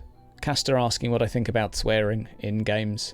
I don't mind it, but it depends how it affects the flow of conversation. Yeah. If it's abrasive and inappropriate and it does the same thing in ordinary conversation. If someone's swearing and it's really not warranted, like it puts you off of talking, like it makes you just recline a little bit. So same rules apply, I think. Yeah, I'd say about the same. Like I have absolutely no issue with swearing, and actually I myself swear a lot. But I'm also aware that a lot of people don't like excessive swearing, and you know, I'll adjust my swearing dependent. Sometimes, yeah, like it's that's, I think, just down to some social awareness of what's working here and what are people like. If it's appropriate for a character, I don't think many people would mind like saying maybe even the C word. You know, the dreaded C word in a situation that's like, you motherfucking cunt. It could be like, yeah, that's warranted, fair enough. Yeah. But if it's just like saying it casually, it's a nice punctuation for extremes. Yeah, exactly. And for characters, it helps to emphasize or highlight an extreme. Definitely. But if you have like a character who's just fucking and shitting and bollocks, you know, like whatever excessive swearing you have for no reason, then it's just kind of like, why? You know, do you go around do you go around the supermarket swearing at the cashiers because you need to put a fuck in there all the time? And it's like, well, you probably don't. Some do, but not many. And they wouldn't be playing roleplay games normally, not to judge. It's. I will address one thing, which is like, Fenrir said, most of the other players I encounter don't bother with a backstory until you get I was just reading that. For a bit. I understand that, but I will never run a show with the intention of killing my players and my players' characters without telling them first. And if that is the intention, you know, like a high death show, then I will tell them, and we won't go deep into backstory. The draw will be somewhere else. Like for example, Charlie Foxtrot, which I run and ran, it was 2 episodes per squad, and then we changed out cast every 2 episodes, every 2 weeks. And the draw for that was the setting, and it was only war, you know, Imperial Guard. Yeah. And the regiments were the draw, like the character of the regiments, the character of the commanders, and the situation, and all that type of thing. They all have their own personalities, so people can make very shallow characters because they're only there for a couple of episodes to kind of play in the arena, in the sandbox I'd made of only war. I guess where that comes back in is the point of like, are you giving your players combat for the sake of combat? Is that if they're in it to have combat every week, then it depends the system you're playing. Like in fantasy, you can't party wipe in a week because they've got fate, so they will be fine. You can't wipe them in a month of continual play, really, unless they continually it's just really hard to do. But in something like Dark Heresy, if you roll really badly and get one fate point at spawn, yeah, fine, you're not going to last very long. Could to highlight the stuff that we're talking about with Fenrir here. Yeah. Could we go into max character creation and then what happened a couple of episodes after we started the campaign? Sure. Because that also highlights something that I'm a fairly big fan of. And I was watching a video by Outstar, the VTM lady. Yeah. Because she's cool. She's cool. Like the lady. And she was doing backstory tips, and one of them I was like, yeah, actually, that's one I really agree with, was don't finish your backstory at creation, ideally. Well, you don't have to, because it's tricky in a sandbox, but I think it's nice sometimes to have that, like, what about this? And like, maybe this makes more sense if I change that to that. It does depend on the player as well. Yeah. If you're not sure what you want, like, 100% in your character, like where your character's going, even in a sandbox as well, it's perfectly acceptable to outline your character and to have like the kind of core idea there, but not flesh everything out. Yeah. Especially if you're going to take it easy and yeah. And that's kind of like, I think we fleshed Mac out and his most of his fairly touchstones quick. And everything. Like there's like still some mystery to me, but I've left one or two of my touchstones pretty much to you to do with what you will. And by now I'm like, I know you'll be tailoring it to the story now, so I don't mind. But that's where I quite like that we'd fleshed out. Actually, at the start, I wouldn't say we'd fleshed out much. We had a course concept. Yeah. And we had enough for me to draw on. Yeah. That obviously, like, if you have some touchstones but you haven't figured all of them out completely, you don't have to bring them in immediately. Like, there's a couple of like touchstones we haven't met, and they're like on the periphery, and that's where I think to begin with, we had the character and his quirks, and we had enough for me to roleplay and to know how he thinks and what he would do. Yeah. And we had his convictions, but we hadn't answered the question of why his convictions were that way. Yeah. So, like, we knew there was a woman involved, and we knew that she'd be involved, a nurse, hospital patient, something there, and that was one of his convictions / touchstones. And, like, I think what I really like about it, and it says a lot about the cast and everything, is after the episode 2 where Tess finds the letter and you have this like really heavy roleplay scene with Cassius and Tess, and it was a really great scene. Yep. After that episode, like a couple of days later, Hydra came to me. He's like, Sheepy, I now want to really flesh out my character. And I was it's like we got work to do, because to me that was where, especially you're playing with new people, you're playing a system you don't know, you're playing with a GM that's GMing something outside of your norm, which I would say this should be your norm, because I think it's my favourite stuff, not just because I'm a player, but I love it. I mean, all of the players have said like in game and also after the streams and stuff, like whenever someone's like, sorry I took so long on that scene on my character, everyone's like, no, we're happy just sitting here and watching. Don't stop for us, keep going. But it was, I've lost where I was going a little bit, but I was chugging slowly towards and paddling around that after having then played a session or maybe 2, and I think that's where like a session 0.5 of like, okay, here's a little mini thing for you guys to do. It's not a bad idea for players that aren't quite sure what their character could be or should be, or why they are the way they are. Our first episode had literally no plot or story. It was just roleplay. Yeah, and it was, and we had enough to do that. Well, I had enough to go on to be like, okay, I'm a detective, here's my quirks, here's the things I can see, I talk like a detective, and I know a little bit about why I am the way I am, and that's enough to do a 3-hour session of roleplay. And then it's like, okay, after that came around, it's like, okay, these guys have a lot of depth of character, and for me at least, I knew Mac would stand out if I kept him the way he was, and he would not be, he wouldn't be as interesting for people to watch. And I think I am fairly not perfect, but I'm fairly self-aware, and I know when I'm doing things for stream, and I think I know when I'm doing things that are more or less popular. And that's partially for making Mac was partially to satisfy the ego in me of wanting someone that does get a laugh every now and again.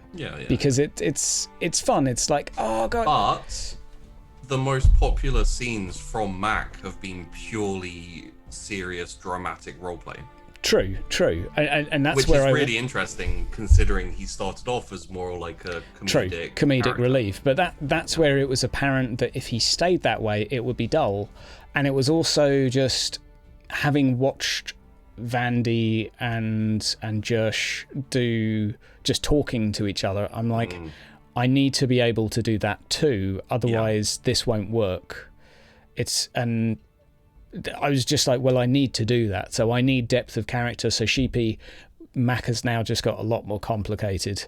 We went through a whole load of ideas and thoughts. We fleshed out quite a few characters. I've fleshed out the characters further, like the NPCs we haven't met, or exactly. Have met and everything. And I'm really pleased with how it's turned out, because now I've got a character that is challenging, sometimes more than others, like in various ways as well, and to play. You see why I kind of suggested you might want to send Mac, or go with Mac, I guess, towards Kale, and maybe have a meeting with Kale, because like that'll lead to a lot of things. But I knew that would open Mac up to it would kind of like, it's not even you as a player, but just Mac as a character. It opens his eyes to, holy shit, I'm, like it. Malkavians are a thing. Expands his horizon, and he might learn about the network and the things that make Malkavians what they are. But equally, I probably could have gone to the cathedral or to the church and had a different revelation there, or I could have gone back to the hospital and had. But it's nice that there's. You've got your ghost buddy in the cinema. Yeah, and I know there's more depth to him than there's a lot to him. I know there's depth to everything, basically. But that's the thing, and that's the lovely thing about Sandbox. Yeah. It doesn't matter when you get to it. It's true. It's just it's there. And I guess maybe it's a thing of part of a sandbox to. I think that's where VTM helps a lot for GMs, is by saying, like, here's some things you should really flesh out and make sure that you understand and you've got a good grip of, because otherwise in a sandbox you can make loads of stuff, but the players will probably never go there. Whereas at least with the touchstones, it's like a little flag for a player being like, here's that thing that you made, and they'll naturally want to go to it because they contributed to it. So I think it's a really good sandbox system in that it just reminds players. I mean, like Gravestone isn't anyone's touchstone. True, but he ties into the motivations a lot, maybe a bit. If I do say so myself, he's quite well designed to be exactly. I want to know more. Yeah, exactly. He's there's a nice element of mystery and utility to him. But he ties in a lot with Josh's ambitions, and of course with Vandy's apparent backstory, or not even backstory, just Vandy. He just ties into a lot of things a lot. Like, he doesn't really tie into Mac that I can see anyway. However, Mac still finds him really interesting for different reasons. But I don't know what Chris thinks about him. But yeah, she hasn't had that much interaction with him. And she's not really like hooked into him. So it's like she's got her own things to deal with. Let's have a little catch up on chat. Isn't that the flaws and perks in VTM, Shengzi? We're talking about Fenris things. In Denmark, we had a system published back in 1994.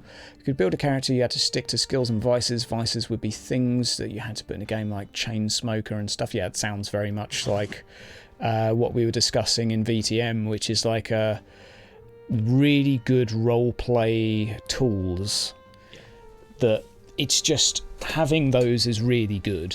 Yeah, I mean, like, how much information on Mac and just everything did we get from just coming up with a haven for you? Yeah. You know, we made it a cinema, and we made it made it haunted, and you know, I had to think about like what the ghost was about, and you know, we gave him like a little bolt hole behind the screen, and there's like a cage down there, and it hasn't been used that much, but it did in character creation lead to a lot of extending threads of, oh, what about this and what about that? And, yeah, definitely. It helps paint a picture of a personality as well, and I think once you've got that degree of depth, I just need to adjust the music so the cameras will disappear just for a second, guys, but this song is apparently louder than all of the others because it's more dramatic. I'll tell you what, let's change to folk music instead of adventure. We'll go for... There we go. There we go. Beautiful. So, back to it. I'll just do a very quick, like, my own perception and advice as a Sandbox thing.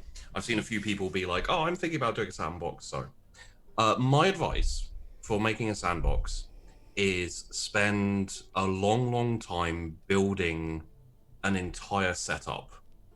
The more work you do before the campaign starts, the less work you have to do afterwards. True.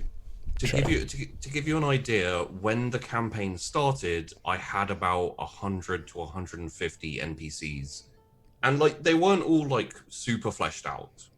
You know, like some of the characters had like a name, a clan.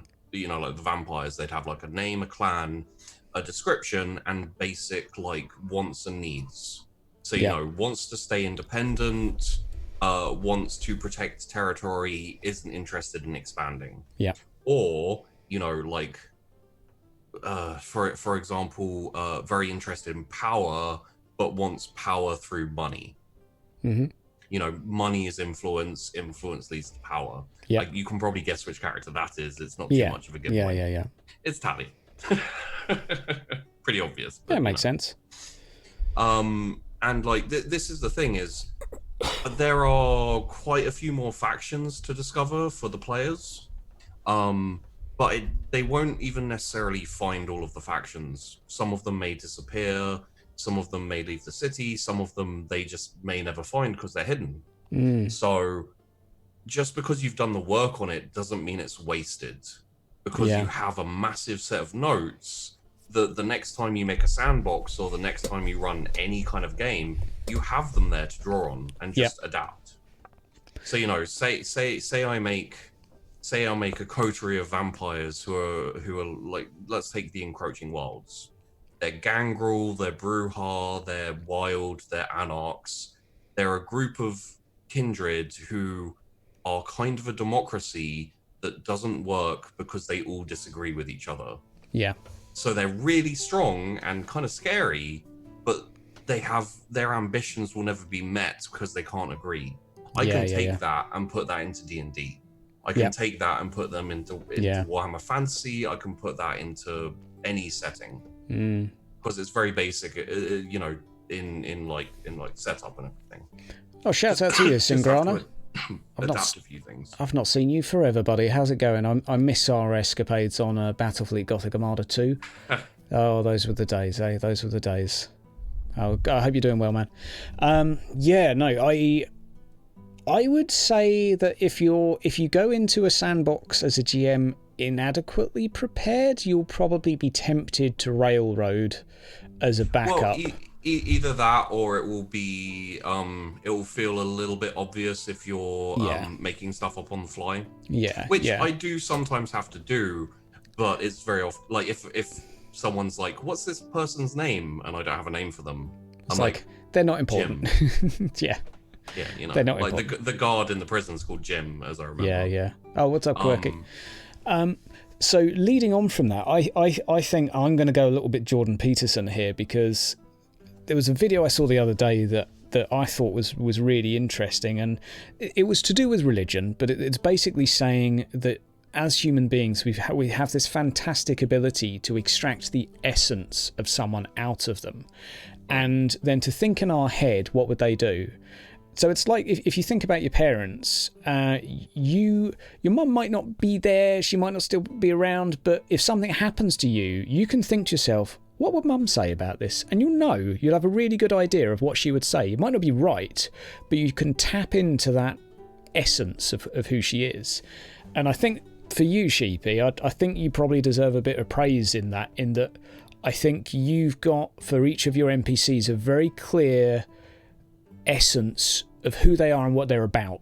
And it's not just like, oh, he's a Malkavian who's like this. It's like you've clearly got a character in mind, which clearly is partly displayed by like your vocal cadence changes. So like when you're playing one person to another, like you don't do accents, but you're a really good you do accents, but you don't always do accents, but you don't need to do accents, because you have slight inflections and vocal cadences which are enough, and you don't need any more than that for most NPCs. It's like you can just talk a bit more softly all of a sudden.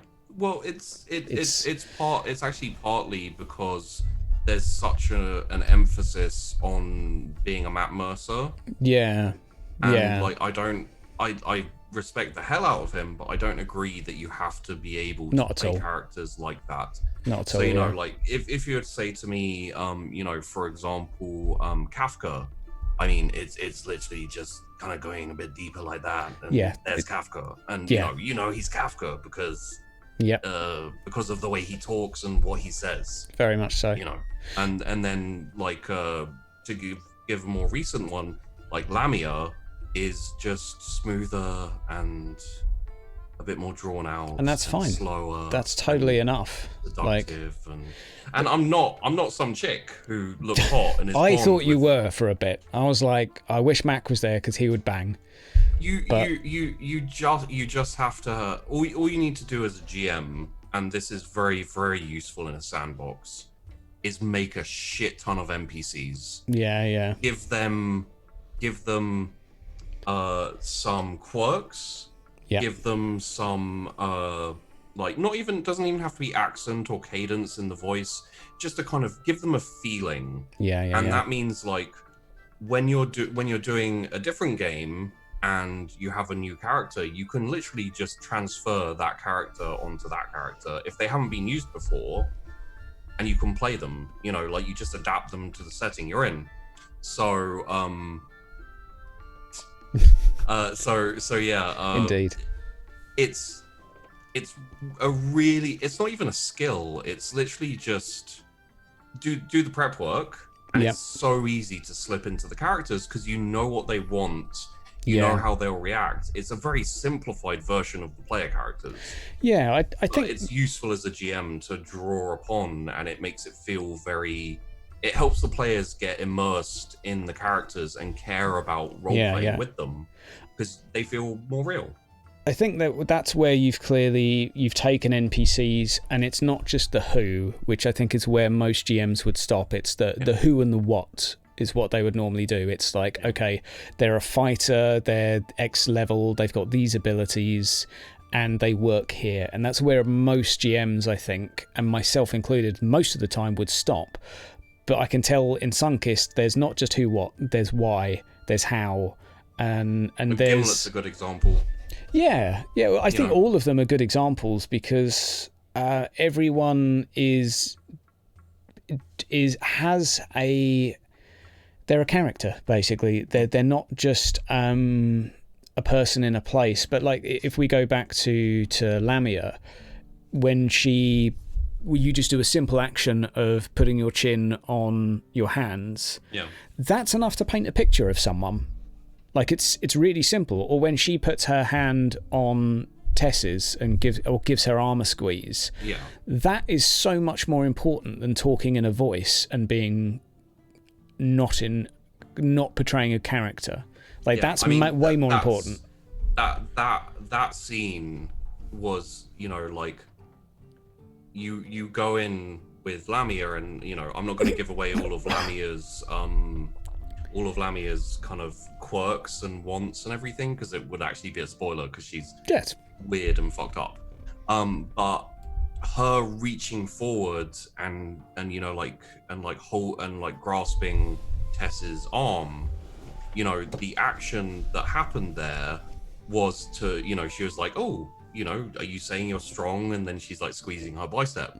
The actual motivation behind that was seduction and flirting and throwing people off balance. You know, the same way when she like came up behind her while Cassius was while Cassius was down there dealing with the drunk people. She came over, put her arm around, put her chin on her shoulder, and kind of like semi-spooned her. You know, making Cassius entranced by her was another move, another, you know, it's all because of her wants and her needs. So I wasn't, it's very much like playing a character, you know, as a player sometimes, where you're not being the GM trying to do things, you're just playing how the character would play. And I think that's, if you can get to that point as the GM where you thought about a character enough to be able to slip into them, I think that's a great place to be. I mean, who wouldn't want to slip into Lamia? Who wouldn't just slide right in? It's definitely. It's but it's disturbing when I think, oh, that's me. But you know. But that's the thing, is you talk about them as if they're someone else, and us as players talk about them as if it. Oh, can you believe what Lamia did? Yeah. And it's like, okay, with regard to killing Winnie, we're like, Sheepy, you dick. But it's... That's slightly different. Yeah, that's different. Like, you know. But it's still like, we see them as characters. And that's one thing I think... that's one thing I took away from Critical Role's like mid-interviews, where everyone always talks about the character as their character, like, oh, Ford actually felt like this at the time, and like Ford was thinking this, because and that's where I think being in a system that doesn't focus on mechanics allows this so much better, is your brain never leaves that space, or very rarely.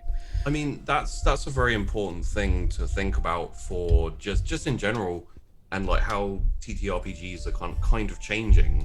Yeah. Because like if you pulled up a regular Critical Role viewer and asked them what mechanics and what actual like roles they did in the game, I imagine a good portion of them wouldn't have no idea.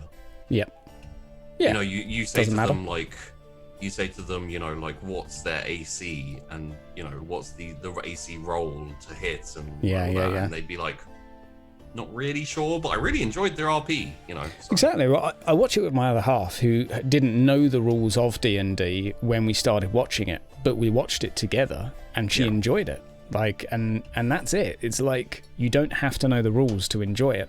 And VTM really emphasizes that as like, you don't even need to know the rules to play it, let alone to watch it. Like, I still like, it doesn't matter what the rules are. It's just roll the dice. Every now and then we have to check out certain like rules and that. But that's how I tend to run my Sandbox games. That's actually something we're going to swing back into Sandbox. That's actually something I need to mention for this stream, which I need to bring up, is ignore rules. Yeah, definitely. Literally, if it gets in the way of the game, ignore it.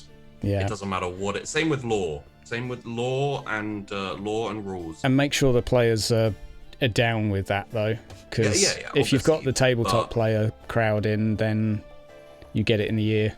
Like the number of times I've run a 40k game and I've ignored law and I've ignored rules and I've just gone, don't care about that. We're leaving it out the game because it gets in the way. And people who are like hardcore 40k fans and nerds who are like, I love 40k lore, but this still makes sense. So I'm fine with it. And that's all you need as a GM is always ask yourself, does it still make sense? Is it still fun? And is everyone enjoying themselves? And as long as that's true, it doesn't matter what you do. Like, it's all about obviously you don't want to turn it into anarchy. So it is in moderation. You don't want to just be like, yeah, sure, 500,000 orcs turn up and turn into flowers. It's the same rule as with like a script. You don't want to bring someone back from the dead if it doesn't make any fucking sense. I'm looking at you, certain film that came out recently in a space setting. Yes, indeed. Fair Fenrir. Like, some people, like, if you play it for the canon and you want to see the canon acted out, like, absolutely. We're only talking about just how we like to run sandboxes. This is not rules to live by, or like. Yeah, no. This is advice for a fun game. You don't have to follow it. Like, the most important thing when doing a TTRPG, you get together with your GM and all your players and agree on what type of thing you're going to play. Expectations are important to talk about. I tell you one thing that I think is a really good little bite-sized thing you can see on sandboxing, and I think a little lesson is you watch the YouTube channel Man Shorts. Would they do like California edition D&D and I haven't, thugs? Okay, I'll link you a couple, but it's basically 4 people around a table, and they just do like themed, like everyone's a gangster. This episode, it's about 3 minutes long and it's heavily edited down, and it's just random shit. Like, I go in the grocery store and pull out my gun and put it to the cashier, and he's like, the DM will be like, "There's 5 police behind. You're an idiot. Roll me a d20." They roll the d20 is like 4. The 4 police come up to you. They arrest you. They started to take you to prison. They've taken away your gun. You're in the back of the police car now. What are you going to do? And it's just, I think that those little clips are a really good way of actually highlighting how freeform. I know it's done in comedy, but it's a really good way of just saying, look, just roll a dice. Just roll a dice and let's see what it says. And if you've got players that are really into rules, I get that. But and you don't necessarily always just want to say just roll a dice and we'll just make something up. Fun. But it is nice to say, well, let's roll the most appropriate thing that we can think of. Don't overthink it, and let's see what it says. And just go with it. A really good example is I was doing a Dark Heresy campaign, and one of the players had a grenade launcher that fired random. It was a potluck grenade launcher. Yep. So it fired a random grenade, and they rolled a dice to see what grenade it fired. Nice. Really weird, really simple, but it played into her character very well. She was kind of like a Harley Quinn. I was going to say, that's a Harley Quinn sort of. Yeah. It was very, very Harley Quinn, like not caring about living or dying. She accidentally hallucinogened one of her teammates with a grenade, like all this type of stuff. Instead of being like, okay, let's roll on the hallucinogen, I just went, it would be really cool if, he started to hallucinate this, and everyone was cool with it, because like ultimately it doesn't matter what the rules say about hallucinogens. If it's more interesting and more thematic to go with the flow of the story, then you go that way. And it's just like, I think in some ways for a sandbox, perhaps one thing that might be useful is, and it depends on the system, but I think maybe more for a D100 system is to put the book away. And if you don't know a rule, leave it. Like if you're doing a Medicaid, let's say, and I can think of this one example where we had to pause the game for like half an hour to figure out how to medicate someone. Were they critically injured? How much would they get? Would there be a negative, a penalty? What that would be? And it's like at the end of the day, after all that time, the best thing to do would just roll the damn dice and just add that number. Or do something that feels fair to the player, and then just go with it. And that is the best thing to do in the moment, is to not take yourself out of the game. Like another example like that Dark Heresy one, except for lore, was I had a Rogue Trader game where the astropath had brainwashed a orc into thinking that he'd always served him. Yeah. So he had an orc bodyguard. You know, Yeah. people may not be on board with that, but it was funny. And there was one point where the astropath tried to use the psychic ability and hit the, you know, perils of the warp, and it went to mind swap. Yep. So instead of being like roll a dice to see who you mind swap with, I was like, it would be way too funny if you mind swap with that fucking orc. So he swapped minds with the orc, and suddenly the orc is a pinky with a penis, and he's like going nuts with he's like, oh my god, what is this? This is so fun. Completely out of lore, but comedically and entertainment wise, it was fucking brilliant. So, you know, like. Question coming from Cloud. How do you feel about building kind of stuff in games like this? Now, do you mean like building houses and fortifications and that sort of... That's always a tricky thing, because I was looking at doing my alternative to my current project for Dark Heresy was to do a frontier world. Previous ship had crashed, broken into several segments. Crew was still alive, but each segment had basically become its own faction. War on the planet as well. Orcs wandering around. And I was going to do like Gorka Morka, Mad Max. Like, fun. You need to make a truck. If you're going to get somewhere, you're going to need to make a truck. But a lot of work too. Exactly. Do you want to make that really mechanic heavy, or do you want to like... I would say half of me would think, look, let's just narrative it out, and like we'll just like, oh right, you did amazing this mission, you killed these guys, you've clearly taken all their loot, right, you've got a bigger truck. The other option is you make their efforts roleplay. Yeah. So you get them to make a roll, and it's either pass or fail, and you know the fail just means they take longer, and you just basically make them roleplay out what they're building and how they're building it, and like it's very much like how we do the XP progression in Sunkist. Yeah. If you want a little bit of a discount, you have to role play it out. You have to really work and figure it out, because that adds to the immersion for everyone. You know, it's like with Cassius finding the notes and then reading them and then trying to like quell the dog, and then finally trying out on a human, and he rolls well, so it's like, cool, yeah, you've done it, like that's great. As opposed to just being like, I now have this power.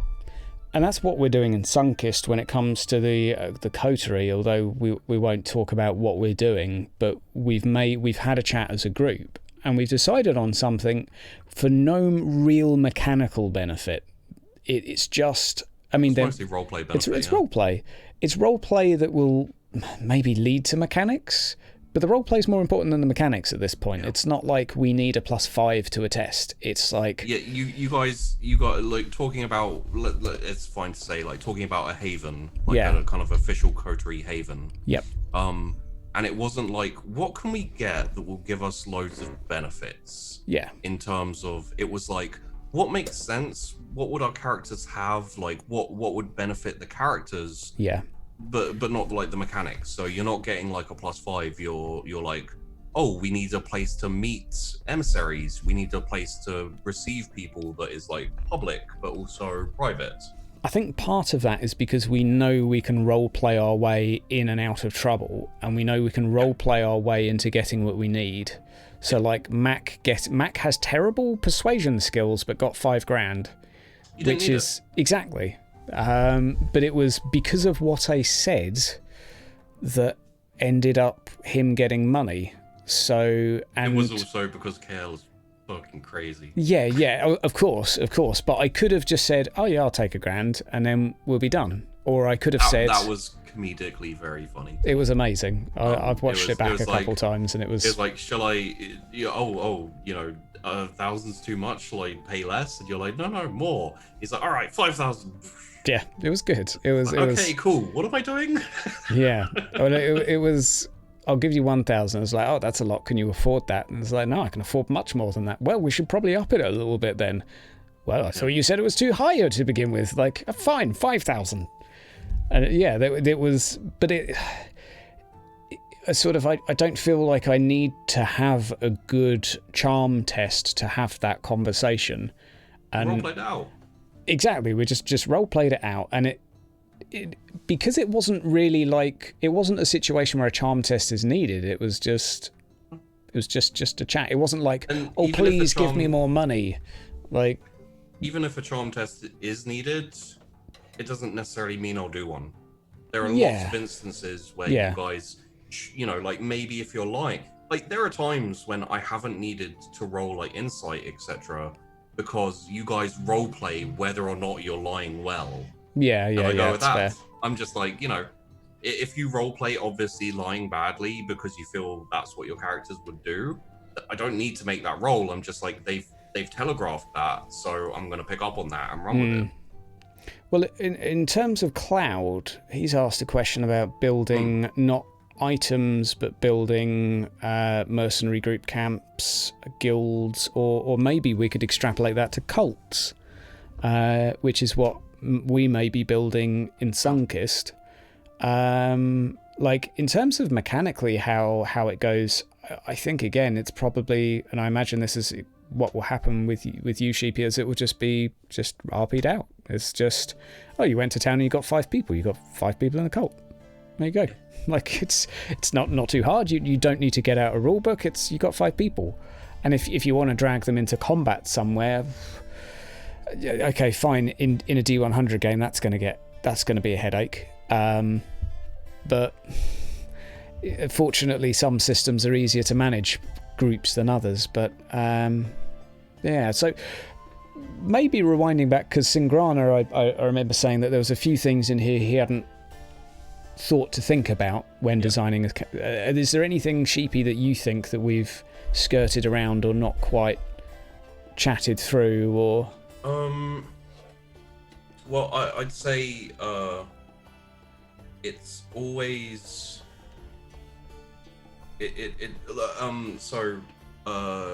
Thor has said making a hardcore survival game for veteran buddies are going to be a very mechanics heavy. Mechanics heavy isn't a bad thing. I want to say that. Not at all. Especially in a home game that isn't for an audience, isn't a show, it can be a lot of fun.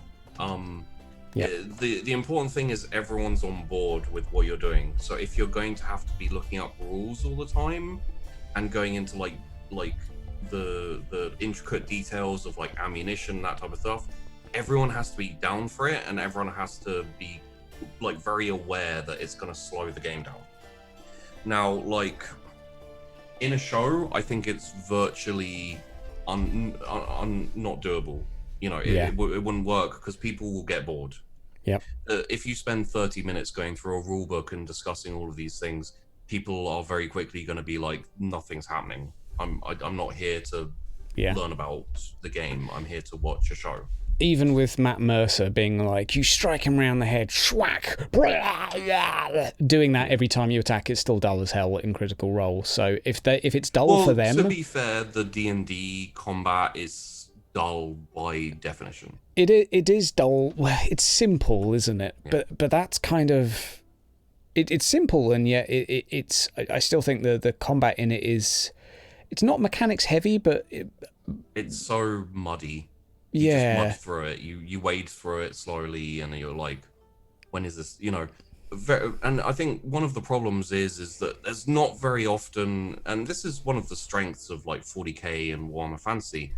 In D&D, after you've brought your friends back from the dead with healing potions and blah blah blah blah blah, there is no feeling of like, what if they lose this fight? Yeah. All you're waiting for is the RP at the end, because you know they're going to win, and even if they lose, they're probably not going to lose anyone. You know, like they can be resurrected, they can be healing potion. There's the blood loss, so you have to roll and roll and roll. And even like I know that they did lose a character in the second season of Critical Role, but that was just like a level thing. Once you get to a certain level in D&D, they were all kind of... D&D starts off not at high fantasy, but ends up getting there fairly quick. So once you've reached the point of high fantasy, it's like, well, if anyone dies, you just go to the plane of Schmardy Blah and you get them back, and you know, job done. And the best thing you can do is use the system,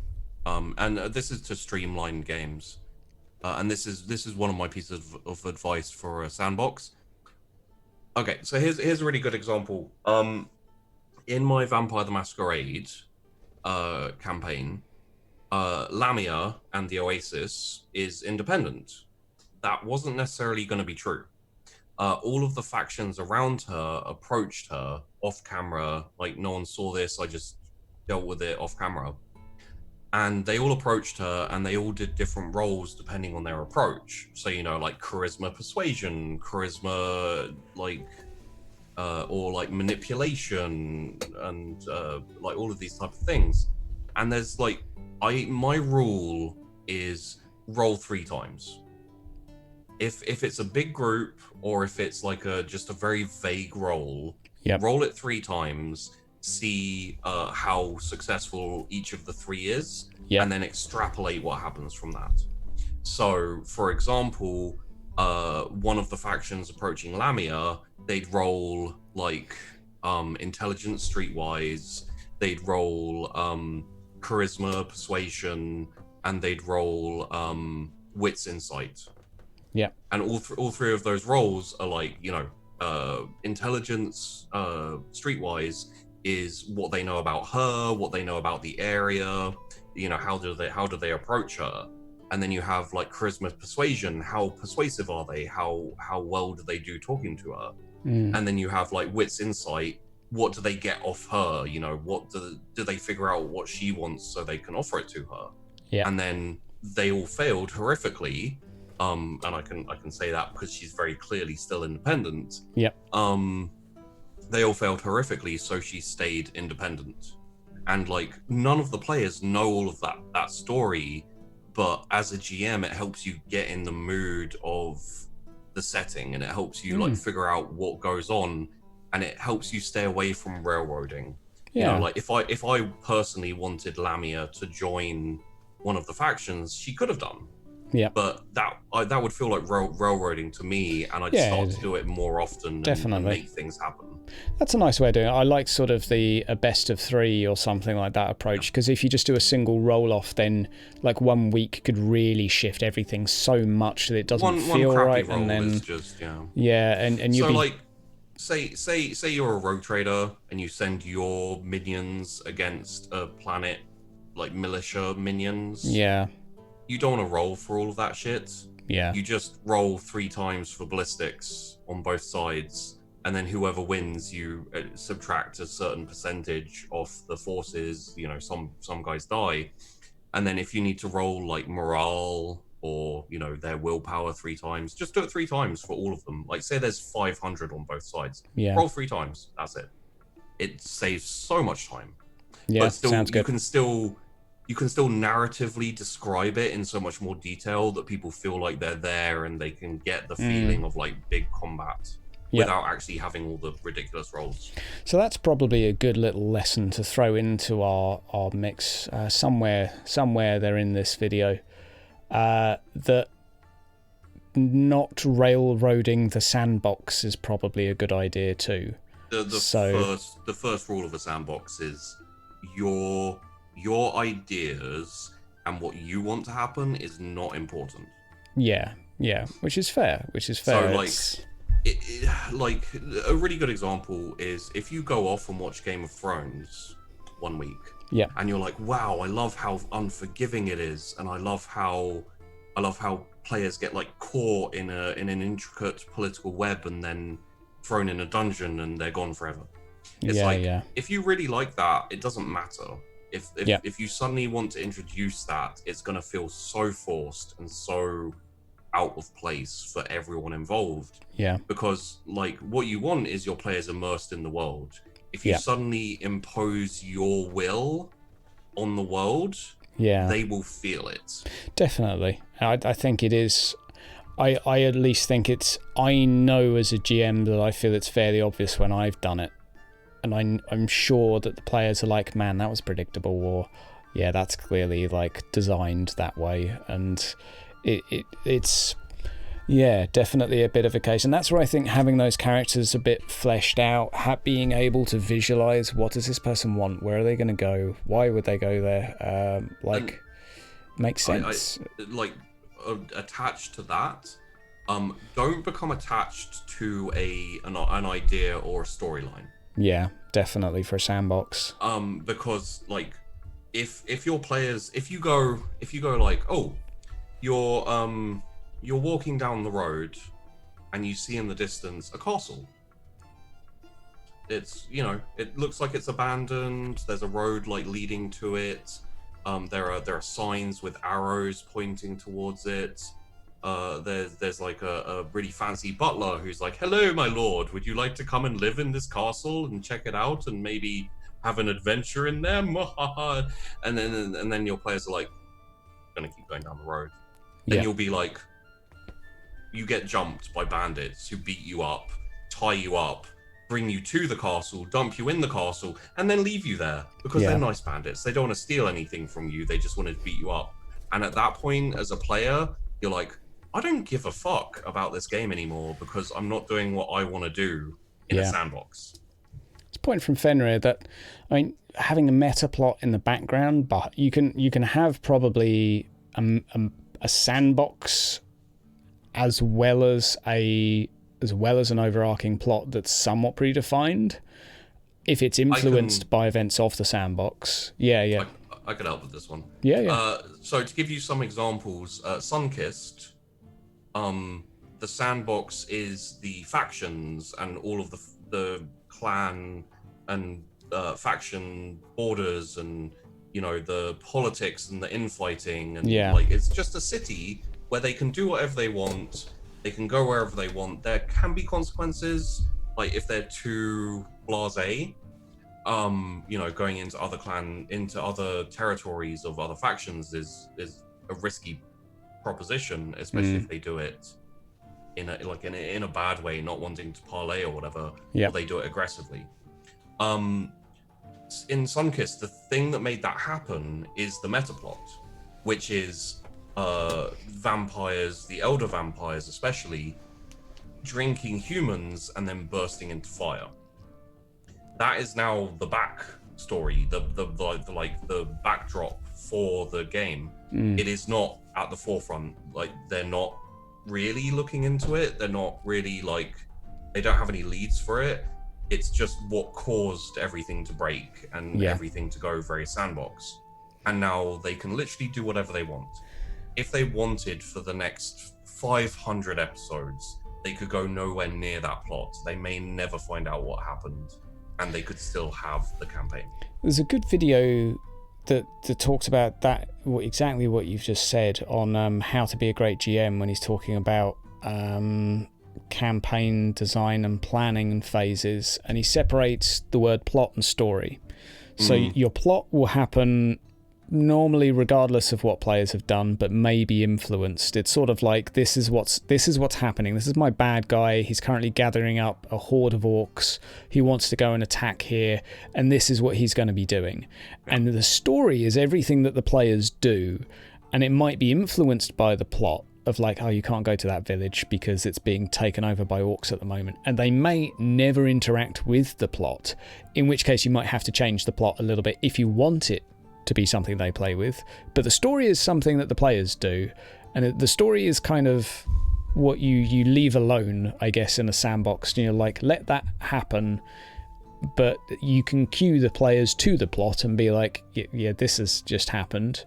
Well, they might go nowhere near it. It depends how you design your plot, really. For ours, it was in our face in regard to our sire bursting in flames, and it's like, okay, we've just been exposed to something larger.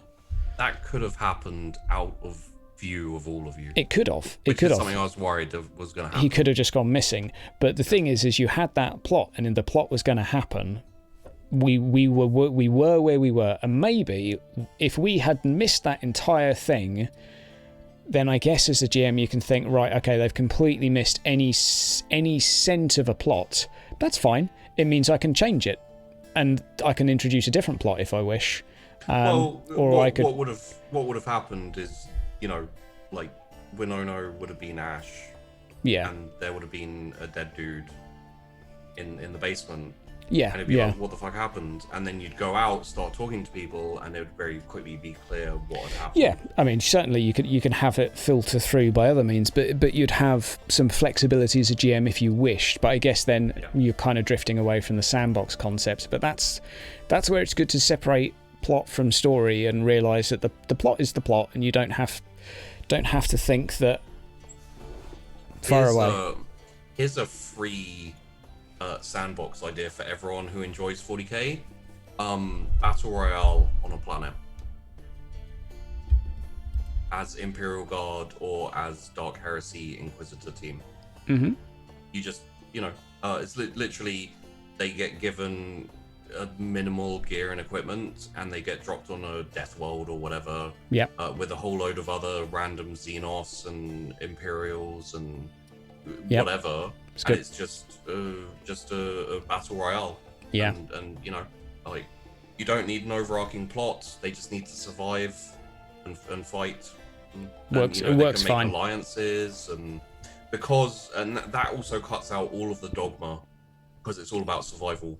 So it would be like, do you want to make a deal with those orcs? Sure. They might betray you because they're orcs, but it's worth making a deal, and both sides will agree, because like there's no reason not to. There's no there's no Imperium versus orc faction. It's just a whole load of people trying to survive. Yeah, definitely. It's just a random thought. That's where having limited resources, limited something for players helps strip away.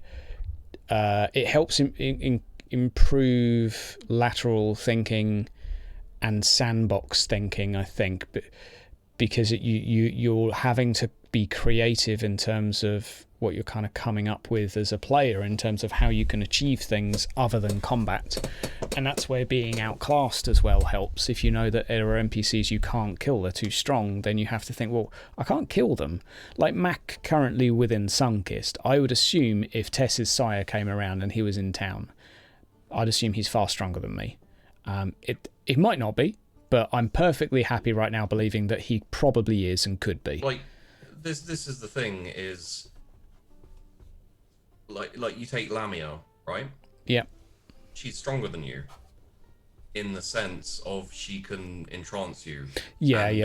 Want to do whatever she says. I get that he would probably be specialised at stuff and have weaknesses. Yeah. But yeah, you can kill her physically. Very easily. Yeah. It's just a matter of your strengths and your weakness. True. Clay is the same. Like, he can't hit for shit, but he's so hard to catch, and he can instigate violence between people. So it's like, the thing that's scary about him is he starts fights, he starts wars. Yeah. He instigates problems, and he annoys you to the point where you want to kill him, but you can't catch him because he's so fast, he's so slippery, and he's an expert in getting away. So in VTM, there's the nice sort of, you can see what clan they are, and you can make an educated guess about what they might be able to do, and maybe you'd be metagaming a little bit to do so. But you could research it in game and find out what they're capable of. But there's still going to be an element of doubt, which is nice, and I think that still leads you to that place of, okay, well, maybe fighting them might not be a good idea head on. I could try it, but Clay was presented as a ridiculous, unstoppable killing machine. Yeah, it's weird. Which is one exactly. of the reasons why you guys were like, oh god, like he killed like 20 people inside. Yeah. All the people outside killed each other. Like, that's scary. Yeah. For like fairly new kindred who aren't really sure what's going on. Definitely. And it was reflected in the fact that you guys, until he really pissed Vandy's character off, and then actually instigated her to attack him. Yeah. Like, I think you all figured that out. There was a hint from the two guys in the alley that he'd made them fight each other, that there was some sort of like enragement going on, but it still, the impression was given during the murders within the warehouse that he could rip people apart. And it's like, well, it's shit. just him having a blade and being ridiculously fast. But yeah. Well, but having that doubt is what makes you think as a player, how do I deal with this? Like, and we just talked our way out, and we were like, so who are you, what are you doing? And no, we're cool, we don't really need to kill each other, like, and it was, and he was the same. Nice. Yeah, exactly. He didn't know anything about you guys. You know, you could have been ridiculously strong or a really big threat to him. 4v1, like the odds are one person would be able to do something that would annoy you, but yeah, definitely. So that's a good one. Sandboxing. Yeah, that's like I love the sandbox. It's so interesting, and it gives you a real satisfaction. Yep. As long as you're prepared for it, like that's the thing. You prepare people for a sandbox, and you go, I'm not going to push you. Like I said this to you guys when we started Sunkissed. I was like, if you want to form a faction and take over the entire city and rule it like overlords, you can totally do that. I'm not going to stop you. I'm not going to get in your way with like really difficult enemies that you can't beat because they're the big boss. There's no big boss in this game. In Sunkissed, there's no kind of like, all of your challenges will be emotional and dramatic and role play, and you know, some of them may be combative, but in the same way they're not like insurmountable odds. You know, some things are just things you shouldn't do. You know, for example, like your sire is much more powerful than you. You shouldn't run at him and attack him. But if you figure out his weaknesses, if you figure out people who are upset with him, form alliances, you can totally take anyone down. Yep. No, it's Saturday is not the big bad boss. You guys calm your shit with Saturday. You guys have to go out and find Saturday, because my view, like the viewers are bugging me about Saturday. I want to find him, but finally Mac has a reason to go out and explore. So now where he goes, he'll be like, yo, have you seen a weird little kid? And he can do that, and someone will have seen that's something. That's another really interesting point to bring up about sandboxes. Yep. Decide where people are and stick to it. Right. You know, like where things exist. So if you have a MacGuffin, keep the MacGuffin. Even if never have anything be so important that the players feel like they're missing out by not finding it. But also don't compromise your sandbox by throwing it at them.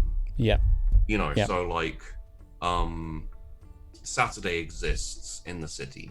He's still alive. He's still there somewhere. I've said this before. If you don't go to certain places, if you don't ask certain people certain things, there's a lot of avenues to Saturday. It's not just one possibility where it's like, there's Saturday. Yeah. But depending on what you do, depending on how badly you want to find him and how well you do looking for him, you may not find him. It's entirely probable. But that's not like... For you guys as players, and I think even for the viewers who are being very, very insistent about Saturday, I don't think it would be like a plot-breaking, story-breaking tragedy. It's great. Saturday's still in his room, obfuscated, of course. Yeah, it's just I've heard people say that to me. Yeah, that's like, good. I like that. You know what's funny? Yep. It is possible, because none of you checked the room with Sense the Unseen. Yeah, I had it, but I didn't actively use it. No one actively checked no one's checked the basement actively for like Sense the Unseen or anything like that. So there could be all loads of hidden shit in there. There's not, but there could be. I assumed Sense the Unseen was largely a passive, so it's just like you see shit. You have to activate it. You have to say you're doing it. That's good to know. So Goodman has commented something about Sandbox, so that's for you. Will there be lay of the land changes, so not connected with player decisions? So it comes back to kind of like the plot things. So, I mean, there is in terms of faction, but I assume Goodman's referring to like overarching things like, let's say, Inquisition and other external factors. So are you having them reliant on the events, or do you have a few like tickers going? So I generally start out with a very clear set of guidelines, right? So like the Inquisition can't like suddenly turn up if they're not already there. However, due to player actions or in player inaction, it could draw the Second Inquisition to the city if they're not already there. Yeah. So obviously I can't go too much into detail about that type of thing. But yeah, like say the Inquisition aren't set up in Weirgate. If you are too loud, if you like run around with super speed, if you're picking up cars, that will draw the Inquisition. Yeah. Because they'll hear rumors about it. They'll hear these things, and you don't have the you don't have the Camarilla and the Anarchs like covering these things up anymore. At the same time, if there's a lot of fighting between all of the factions, that's going to start coming out, and that will also, you know, if you don't quell down all the unrest or keep it very, very private, if it spills out into the streets, then, you know, multiple factions and outside influences will become aware. That's nice. I mean, that can even be utilized in 40k as sort of with the subtlety rating of like actions and consequences, basically. Like, and it's in setting with a sandbox. It's still your actions or inactions that cause these things to happen. That's the most, like, all the other things that we talked about are important, but the most important thing is player autonomy. And to feel like the things they do have an effect. It doesn't have to be massive. It just has to be very clear that cause and effect. You know, whereas in a railroaded campaign, if you want them to go to X to Y, say they have an encounter with an orc village, let's just say off the top of my head. And they go down the road burning orc villages on the way and like massacring orcs, the word would get to the orcs and they'd leave. You know, just in kind of like a logic way, they're like, oh shit, something's coming towards us that's burning all these villages. We talked to a couple of orcs or, you know, a couple of survivors, whatever. Let's leave and not be there. Or they'd be like massively prepared and it would be impossible to attack, you know, any of these things. But because it's an X to Y story and you can't make it impossible, but you also can't have them leave because that would negate the story. That can't happen. So that's kind of like the railroad idea, which again isn't wrong, but it's very, very satisfying if you're playing in a sandbox and you burn a shit ton of orc villages.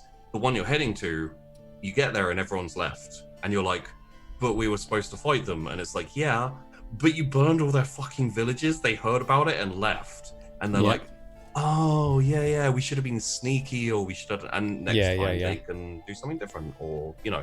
And would you normally do tests for stuff like that? So would you do like a composure test or something for the orcs, or would you just be like, okay, it makes sense for them to leave? Usually makes sense. If I'm unsure of the thing that makes the most sense, then I'll do a roll, or I'll do like 3 rolls, and I'll see whether they like decide to stay or not. But the majority of the time it will be like, if there's like a force destroying villages and they get wind of that, if it's heading towards them and all these villages are getting destroyed, there's no reason they'd be like, let's stay here. You know, if they're like nomadic type orcs and they're not particularly settled in the area, there's no reason that they'd stay. Whereas fair. if it was like an imperial village, which like they had like sacred relics or mining colony or something expensive, a mining colony, there's reason for them to stay, I might do a roll. That's fair. That makes sense. I think someone was asking something else about Sunkist, if are the territories actively taking each other as well, like, because they've tried absorbing people via rolls, but are they, we don't really know if people are battling each other or not. When we know there's friction, and there's been a few scuffles but between Calig and Talia and the Wilds and Gorban. No, the thing is this is again like, I didn't need to roll this because it just made sense. No one is committing to fighting.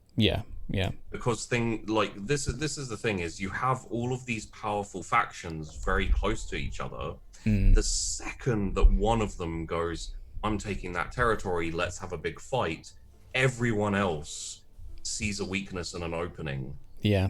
And also they're very likely to crush you, because you would get more powerful from taking that territory, from absorbing those kindred if you win. And suddenly you have a much more powerful force than everyone else. So everyone's going to get together against anyone who tries to like seriously expand too much. Yeah, that makes sense. It makes sense. And which is why everyone's being diplomatic, everyone's being like mostly cautious, and the majority of fighting is skirmishing and not too much like full pitched like fighting. Definitely. I guess that leads neatly to I think a point where, as a GM as well, once you've fleshed out that sandbox to that point where you know what's going on, then all of your NPCs have stuff to talk about too. Like, they've all got things that might have happened recently, and gossip, basically. Gossip kind of writes itself. Like going to see Lamia, she said, you know, like, they've been approaching her, they've been, you know, this and that. With Gimlet, he was very willing to accept your protection because he'd been approached and threatened by a few other factions. You know, and if you'd have approached and threatened him, like if you'd have been like, get out, otherwise we're killing you, he would have joined with a different faction, and he would have been like, okay, you guys protect me because these guys, and that would have changed the borders because they would have expanded out into your territory. So here's a good question, I think, is given the amount of work that initially goes into a sandbox is probably very large, how does one... Is the work there afterwards relatively minimal, and is it to a point which is, as a GM, fairly sustainable? If you like, the amount of work I put in before was, I'm not going to call it monumental, it was a lot. There was a lot of prep, there was a lot of building the world, there was a lot of building characters and story and you know, the factions and all that kind of thing. Now I don't have to do as much, but I want to. Yes, yeah. I can sit back after an episode of Sunkissed and be like, I don't have to do any more for next session. Like, everything's set up. Yeah, which is good for a GM to be in. Yeah, but it gives me the freedom to go, or I could flesh things out. I could go into more detail for characters. I can do a bit more work. Basically, if you do a shit ton of prep at the beginning of the campaign for a sandbox, you don't need to do much prep from session to session. But it gives you the freedom to do more and to flesh out the world more and to flesh out characters more and to put more work in. I guess there's probably a bit of a gem of a tip in there somewhere, that I think of my original sandbox I did in fantasy, which is a city. And the campaign, however, had free allowance for the players to leave. And it was implied that, you know, we'll go elsewhere in the campaign because otherwise you might get bored. But it is perhaps a good idea to have a limited sandbox to begin with, and a hard barrier of, like, this is where you're at. Like, you're on a space station, you're on a ship, you're on something, this is what's within it. And, you know, it can be winter, the mountains can be snowy, you can't get out, it could be anything. I did something similar. It's just all of you guys had a narrative reason to want to stay. Yeah, for sure. I'm you know, pretty certain if we went to leave, something would happen. There are restrictions around the city. I had planned for it just in case it needed to come up, but honestly, like, you guys are so into your characters, and your characters they have reasons to stay and they have reasons to be in the city, and there's nothing chasing them out. The only time the only time I was really worried was when the burning happened. And Winnie was like, go, and we were like, okay, how far? Went to the woods. You guys went to Cassius's haven, which is quite safe, and you hid there for a couple of days, and then you came back out. I mean, I guess that's where, though, like, you showed us the map of, like, this is the place, this is Weirgate, so our expectations at the start are like, this is our sandbox to play in. And I think that's good for players to be like, this is your space, and this is what's in it. Like you could see it as restrictive because you know, like you guys do just have a city. If you suddenly decided to leave and go out into the country or go to another city, I don't have that prepped. You know, for sure. I could make it up and I could improv for a while and then catch up with you guys, and I wouldn't have a problem with that. Although, you know, there was a lot of work. But again, like, that's the beauty of doing the sandboxes this way is if you guys go, fuck it, we out, all of that like prep work is there for me to use again. Like all of the stuff you haven't seen, like minor changes. I could put this setting into Only War. Yeah. I could put this setting into Dark Heresy or Rogue Trader or Warhammer Fantasy, even D&D. Yep.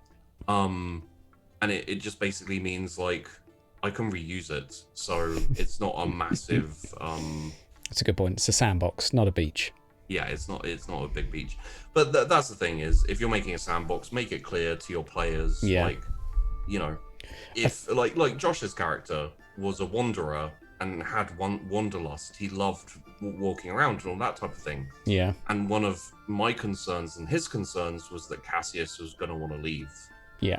But we made it that his sire is in charge of all the other, you know, was in charge of all of the other players' characters. Yep. And he was very warm and, you know, he was very nurturing to the point that when he died, no one even thought about leaving. Everyone wanted to figure out what happened to him, get revenge. They wanted to protect his territory. Yep. And like the main, I'd say the main motivation for all of the characters almost is literally just we protect the territory that Winnie had, and you know, we protect we're emotionally invested in it in as characters, which means I don't really need players. Orders for the game for sure. I don't need to stop you guys going anywhere because you guys are like, your characters are motivated, you as players are motivated, and you're very happy to and I mean, you have left the city to a point, to go to the hospital. I think that's where I think that's where VTM helps players emotionally invest in the area as well as the game. You've got your touchstones, and like we made them. We put hours into making them. It would be like a player character dying, going to a new area, because it's like shit. All those people I just made. It'd be like 60 player characters dying, going to a new area. Well, exactly. But that's like a really nice way of enforcing a sandbox, and I'd come back to that. I think having players involved in making a few NPCs in any system, I would recommend it, because it seems like such a powerful tool to inspire roleplay, to motivate character behaviour, to encourage lateral thinking for problem solving, to give them tools they wouldn't have otherwise. Like if everyone in the group's bad at tech, maybe one of them has an uncle that runs a scrapyard. Like, you know, it could be something like that to help them, or it could be just he could be a terrible mechanic though, just to keep it fun. Just get the players to, like, they don't even have to be family or it could be like anything, touchstones or whatever. Just like get them to help you build the city. That's what I did. You know, a lot of quite a few of the NPCs, like none of us have met Mr. Hung, but he's there and he's doing things, and you know, I was actually I've got money now, so I can actually go speak to Mr. Hung, but it depends how much I have to spend on the coterie. Yeah, that's gonna. Because I'd also like to, I'd like to bung a little bit of money for Tess. Hung business. Not just that. Mac would actually like to make a little visit to Tess's mum. You know what you could. You know what you could do. That I don't think you guys have thought about as players. Yep. But you might consider as characters is you might want to invest in something in the prison to make Rags' life easier. Well, a bribery, or I did think about bribing a guard, but yeah, I mean bribery or just giving like getting something smuggled in there. Like Mr. Hung could probably facilitate that, you know. criminal enterprise. We need to check in and see how Rags is doing. That's still on my list. Someone asked. Over to you. After you. I was just gonna say, you know, like it's very clearly one of those things that isn't massively time sensitive, and we haven't skipped that far along. Like it feels like a while. Each session's only like half a day, so we're okay. Yeah. Although we did manage like 5 or 6 scenes in the last episode. Yeah, well, we've been doing good. We've been doing great, but I think like Saturday's only been missing like a week. It's not been like, or maybe 6 days. I don't think it's been. I think it's getting close to 2 weeks. Really? Yeah. So we're only on like 8 sessions, aren't we? Yeah. I think we had 1 session with 2 nights. It might be just over a week. Might be just over, I think, but yeah. But yeah, it's. Oof. Well, there you go. So there was a comment a little while ago about why Mac hasn't used Sense the Unseen everywhere, and I think that brings us back to a previous point where I'm just so busy thinking what Mac would do. I don't think about the game mechanically, like at all. Like, and also, I don't think it's something Mac does a lot. No, not really. Like we've had this conversation before. He already sees stuff that isn't there. Yeah. I don't think it always occurs to him to search for other things, you know, to actively search for hidden things. It's like when he's actively looking for stuff, he would use it. But aside from that, like if he's investigating, if it's a job thing, but yeah. So, as an example, one thing that he might do if he gets like a bee in his bonnet that actually I really need to find Saturday, fine, let's look through the house for any clues as to where he might have gone. Okay, maybe then we sense the unseen, all of the clues, and see if there's just anything we've missed. You did use it at the one proper crime scene. Yes. With the Tremere Primogen. Yeah. You used it there, which like I think, you know, makes 100% sense, whereas... Yeah. If you're just wandering around Winnie's haven, you know, the salon in the basement, like Mac's probably not going to be like, should I see if something is invisible here? Because he's currently thinking, oh God, I don't hope something weird doesn't pop up and start talking. Exactly, and that's where there's this just stark difference between having players that are, and there's nothing wrong with having players that are in a game thinking about mechanics as they're going around, because you're if you're in D&D, you're a rogue, you're like, I'll go ahead and check for traps, like. It's kind of, you know, you'll be thinking mechanics as you go. You could role play that out, certainly. It is very formulaic. Yes, in my opinion, uninteresting. Yeah, it's fair. To go through a checklist of what my character needs to do. Yeah, in terms of D&D, I guess every time you go somewhere, if the rogue has to do that, it's a little bit painfully scripted. I'm in dungeon, I go to door, I check for trap. I fail... Probably, I check for trap again. I succeed. Trap. I disarm trap. We go through door. Yeah, it's going to get tiring off. It's fine for that one shot of someone that's playing the first rogue, and it's like, oh well done, you did a thing. This is what rogues do. The way I prefer to GM, it would be more along the lines of like, you know, I check for trap. You know, I fail to see trap, so I walk through door. Hidden trap hits me with hallucinogen. I start hallucinating, you know, something weird, and then that's a whole load of RP, and there's no actual like mechanical hit point loss, and and then you're in a dangerous spot where you're gonna die. It's just a whole load of like, oh God, we've got to like sober him up, you know, find a fountain, like put water on him. Like, well, they could just get trapped in a sling up in a tree and just stuck there. Like, how are the group going to get him down? Like, you can do a lot without necessarily being too. As a GM, you don't know you failed. So that's one of the things with tests like checking for traps is when you roll badly, you know that you failed, and then you metagame your way in to do it. That's why I really like online doing blind rolls to GM for all of those tests. A lot of you guys in VTM are happy to fail the roll. Oh yeah, because narrative, because it's like, oh, that's funny, like, or that makes sense actually. Like Mac has failed every resist or by a mile, and it's like, There's no horrific.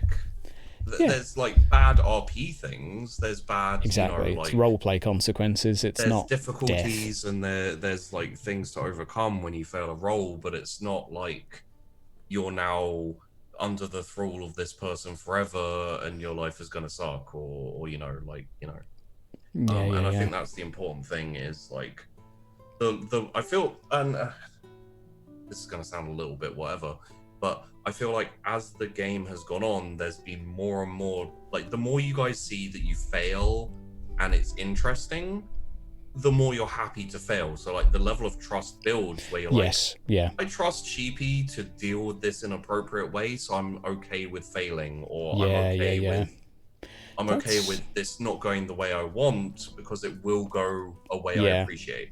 That's probably a very good life lesson in there somewhere for GMs, to have consequences to players that don't necessarily make them be like, oh man, this totally sucks, like if only I'd pass that test. It's like, okay, something different happened. One of the way my GM style has been described is failing interestingly.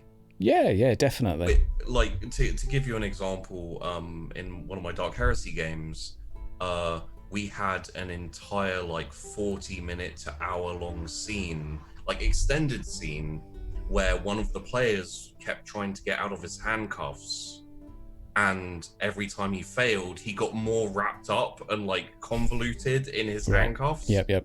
To the point where he jumped out of an airplane after getting out of the handcuffs. Yep.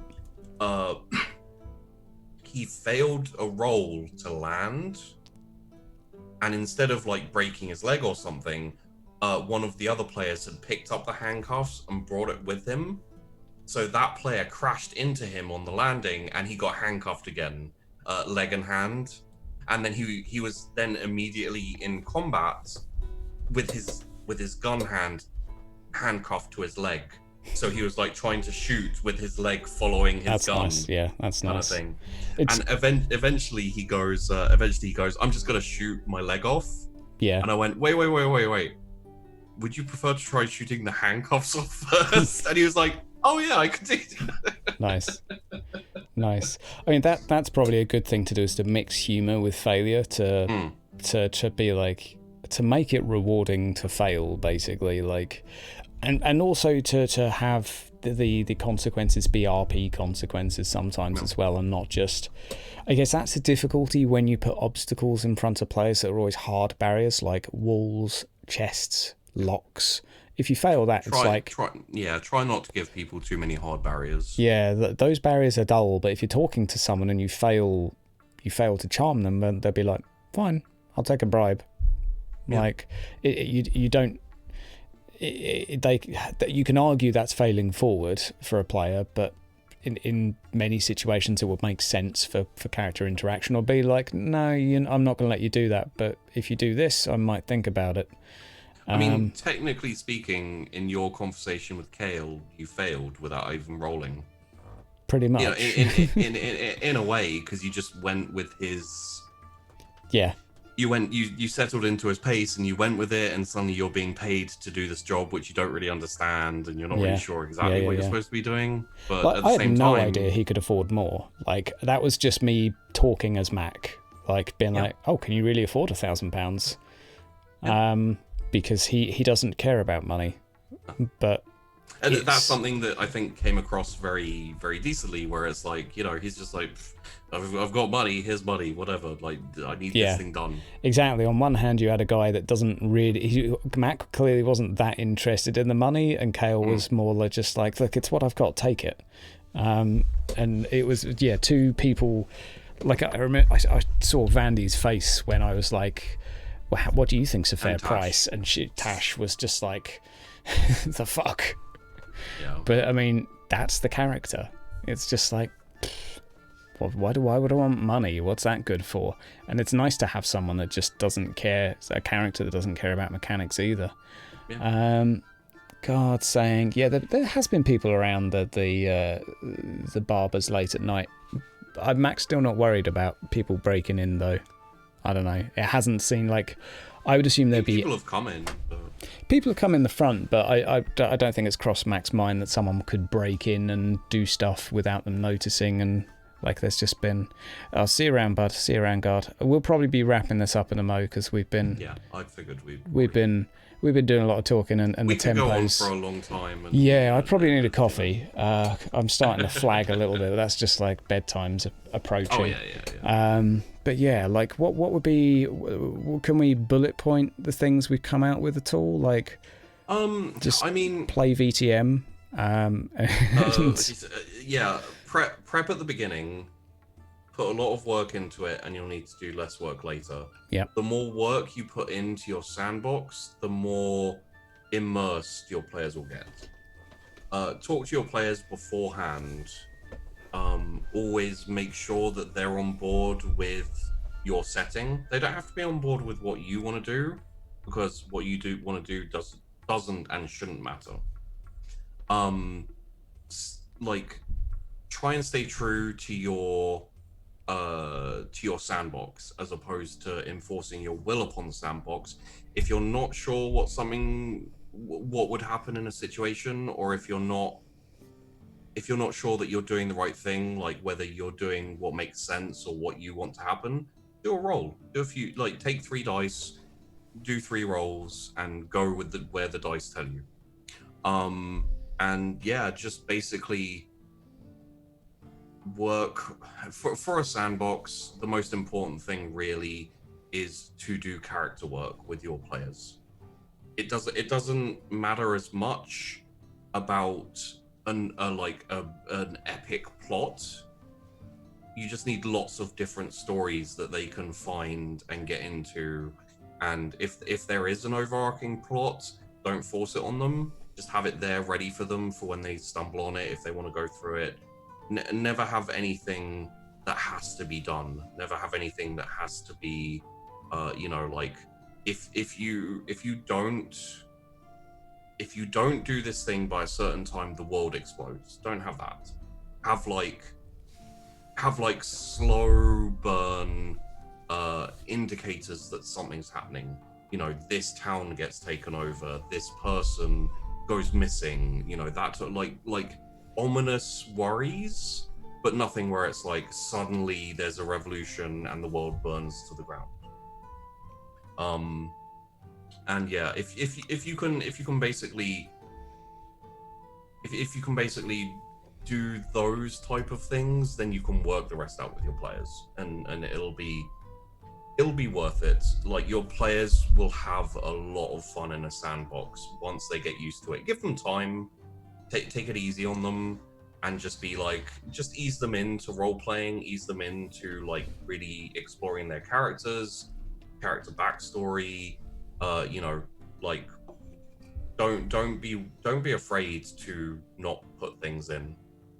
Like, if your characters want to spend an entire day sitting in a room chatting with each other about things they want to do, and things like interacting with each other and building a relationship, let them do that. There's no rush. Definitely.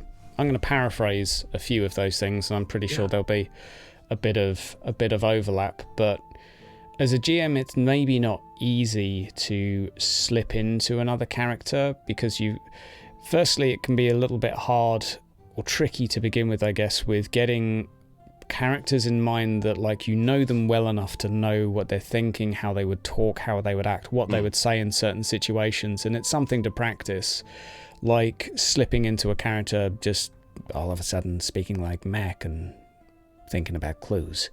I would say, have some fun pretending to be other people for a bit. Like, for me, my drive home from work is an opportunity to talk to myself, because my radio's broken at the moment. So for an hour every day I drive home from work, when the world's not going to shit, I talk to myself for an hour. And that's what I do. Like, I used to use it to rehearse video ideas, but now I just talk to myself in a character or an NPC. And if you can take an opportunity to practice that, you'll become comfortable fairly quickly. Especially when you're the other side of a computer, and you can feel fairly detached. It's another thing around a table with people, but it's good to practice, because then even if you're not doing an accent, you can still slip into a character fairly well and get a good visualization of them. I think that's, yeah, go for it. I have a very quick character thing for GMs. Yeah. Make a name.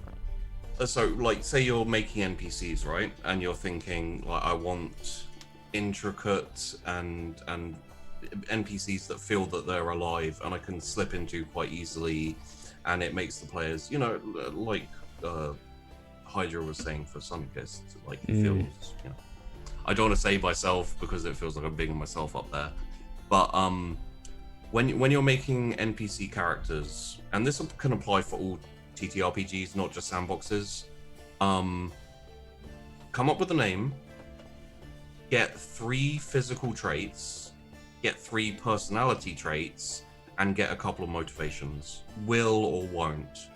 This character wants this character doesn't want this.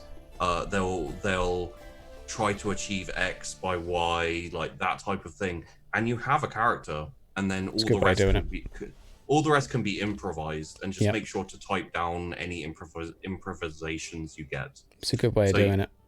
Like I can pull it up really quickly and just give you an example. Yeah, I like that, having a little bit of like a format to follow rather than like because I tend to base a lot of NPCs on other people just because it basically saves a lot of time.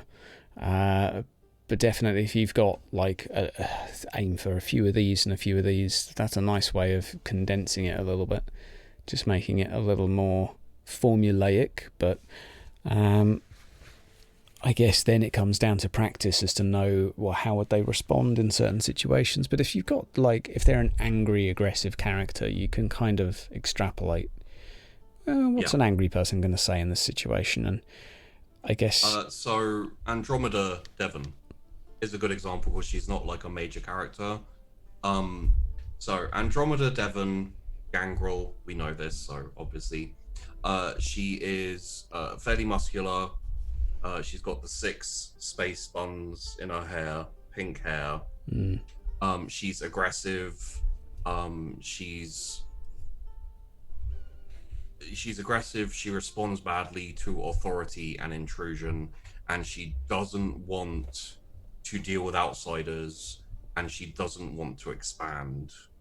She's happy with what she's got. Very, very simple, but when she meets Tess and Chris, Tess and Mac, she responds very badly to them because of the situation. So it's very easy for her to be like, well, you know, let's kill them. Yeah. And that's a very basic character, and it adds nice. a little bit of sauce to the thing. But it's very easy for me to jump in with that character because I know exactly how she's going to respond, even though, you know. Yeah. Like, no, it's good to have that quantified in such a way. Yeah. And it just means, like, when you guys turn up, I can describe her, and then you get her name, and then you get, like, some very basic character attributes and her interacting with you in what feels like a fairly, you know, genuine way that makes you feel like you're talking to a character and not someone who's just like, boop, there she is. And to follow with what I think is probably the most important lesson I've learned over the last, or through failures and through learning from mistakes and not yet mastering this, but what I'm hoping to master is, if you're asking, like, if you've played a couple sessions and you're thinking, shit, how do I get my players interested in this sandbox? That's something that you need to do session 0. Like, that needs to be in their backstory, that needs to be in the NPCs, that needs to be everywhere. It's like, and you can tell in Sunkist, some NPCs are designed for players to piss them off, to make them happy, to make them sad, but it's like... Play, Frasier. Exactly. But we've also got that. We've got, like, day 1, you could have put any one of our players in the world anywhere and be like, what do you want to do? And I just, like, so when we did my first scene, I pulled out my notepad and I was like, what's my current mission? And I had a task to do. And I think you had like 3 or 4 tasks that I had were a few. vaguely like, we would like you to do this. Yeah, so I had something to do, and it's like, okay, I did the thing. I had other things as a character that I was like, oh, well, that would kind of be neat to go there, but to begin with, I better do something more substantial. So I'll start with a task, and then I'll go into more RP stuff, but have something to get them going. And it can be small. It can just be like, go and deliver some bread down the road to your grandmother. And they can pass. And then you end up talking to your grandmother for half an hour. Exactly. Then it's suddenly the end. realise that you really like your grandmother. Yeah. And then, you know, when something happens in that area, you're like, oh, I've got to go to make sure my grandmother's okay. And Definitely. you're not even following the story or anything like that. You're just playing your character and you're RPing. And, Definitely. And that suddenly you're invested in the setting. I think that's probably for me the most important thing is session 0, get your players interested in it, but get them involved in it, get them involved in the world building and the NPC building. Get them invested in their character. Get them invested in their character too. Like, make sure that they like their character a lot and that they're happy with it. Take some time to think about it and change it. Mac's not a likable character, but you like playing Mac, you know? Yes, yeah. Hopefully he'll be... He's great. Yeah, he's my favourite. You know, we have so much more to see for him. Yeah, no one knows him at all, really. But there's a lot of interest because of there's the backstory that we've done and the things that have like slipped out every now and then. Exactly, and that's what makes him interesting to play now, is the fact that actually I can drag, like, okay, some people can use ore and tempt other people. I can like plant a seed and drag it out for all eternity so they have no idea what I actually am, or who I might be, or what I could do. I don't think anyone knows all of your powers and abilities as a Malkavian. They might have sussed them, because I have used obfuscate once. Yeah. But there are different powers in the different places. Like you have obfuscate, Auspex, and Potence? No, I've got dominate. Yeah. I have used all of them. You've used powers from all of them, yeah. Yeah, but, it's been a very minor thing, aside from a bit more auspexing, but yeah. Powers are so much fun. They are great, and I'm looking forward to learning my next one, which will come soon once we've got some narrative for that. But please don't force players to find Saturday. Don't worry, Cry. Don't worry. My players can't force me to do anything. Max needed a reason to go searching around the sandbox, and this is a nice state to be in as a player as well. To be in a position where I think actually there's something not right with my character, because he can't. So Sheepy was hinting that it's going to be a bit of an issue if Mac's not interested in politics, and Mac really isn't interested in politics. And actually, for another reason, Mac was kind of pissed off that he didn't have any power, friends, connections, influence, any of that in the area. So I thought along that line of logic, what can I do? Okay, Malkavian Primogen needs a favour. I'm going to go do it for him. Like, I would have done it for free. Suddenly he's involved in politics. And suddenly I'm interested in doing it because it's going to get me something that I want. And so suddenly I'm going to be inviting people to a party, basically, as far as Mac's concerned, and I don't give a shit about it. But it's going to be like, you need to go here. Did you notice how I introduced you guys to the prison and the hidden power of the prison, and basically put a wall up and went, you need influence and power to deal with this prison problem? There was a strong hint. Yeah. I had the impression that we were free to, but there could have been repercussions. It wasn't like a player blocker. Yeah. It was a character thing. So it was like, it's introducing Mac to the limits of his power and the limits of his ability to investigate, and there are things that are going to get in his way, which I hope led to him wanting to explore that more. There still would have been. It would have been really tempting, and had Tess have said yes, he would have gone in and asked to speak to one of the guys beating up Rags and been like, who's your boss? I want to speak to him. Yeah. Who hired you? Could have been fine, could have had horrific ramifications. Exactly. Like, Mac wouldn't really have cared either way. He just wanted to get the job done. One of his things. But once you've got a character fleshed out that much, you can think about your limitations and how to work around it. And even if you're like a stubborn dwarf that won't get on with an elf, you can figure out a way that like you actually can Gimli that Legolas. Yeah, exactly. There's always a way. There's always a way to do something. If you're a GM and you railroad your players in a sandbox, you're a bad GM in that instance.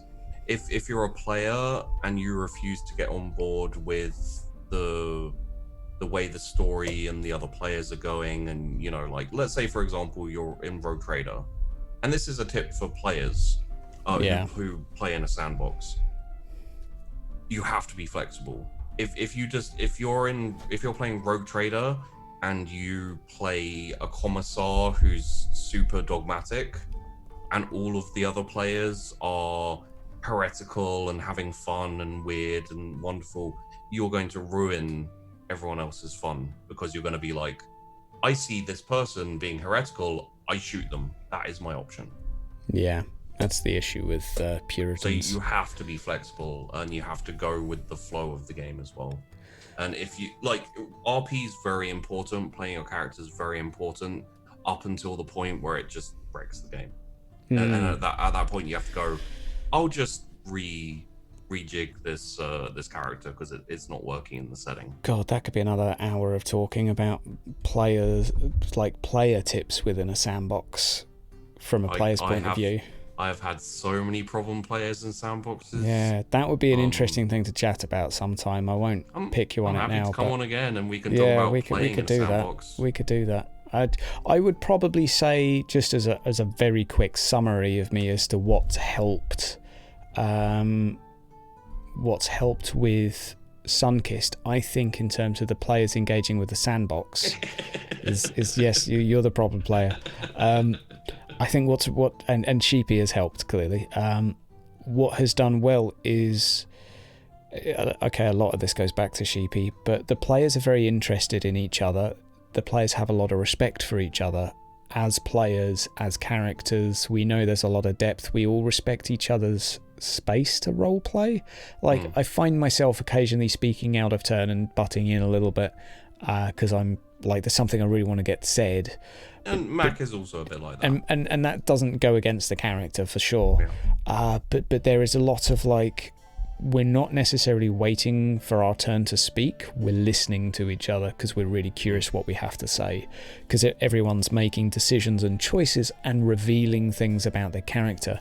And maybe that's not a bad idea, that players, if they make a character, I think should keep some of it away from the others and keep it personal. I think it's a good idea, at least. So if everyone knows everything about everyone else, and it's like everyone shared their backstories, I think it gives a lot less reason to roleplay. I don't know, what do you think about that, Sheepy? Yeah, I mean, you know, the same way I got massively into your guys' characters when we were making the game and making the characters, I think it's very important for players to get into the other, like, because I've GM'd a lot of sandbox games, and very often the players will only care about that character. Yeah. Especially veteran role players. Yeah. They're like, what will my character do?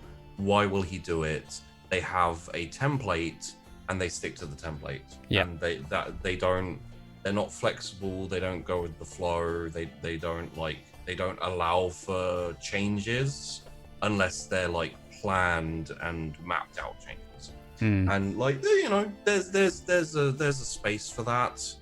But if you are super interested in the other players' characters and their stories and the relationship and reactions, it doesn't have to be positive.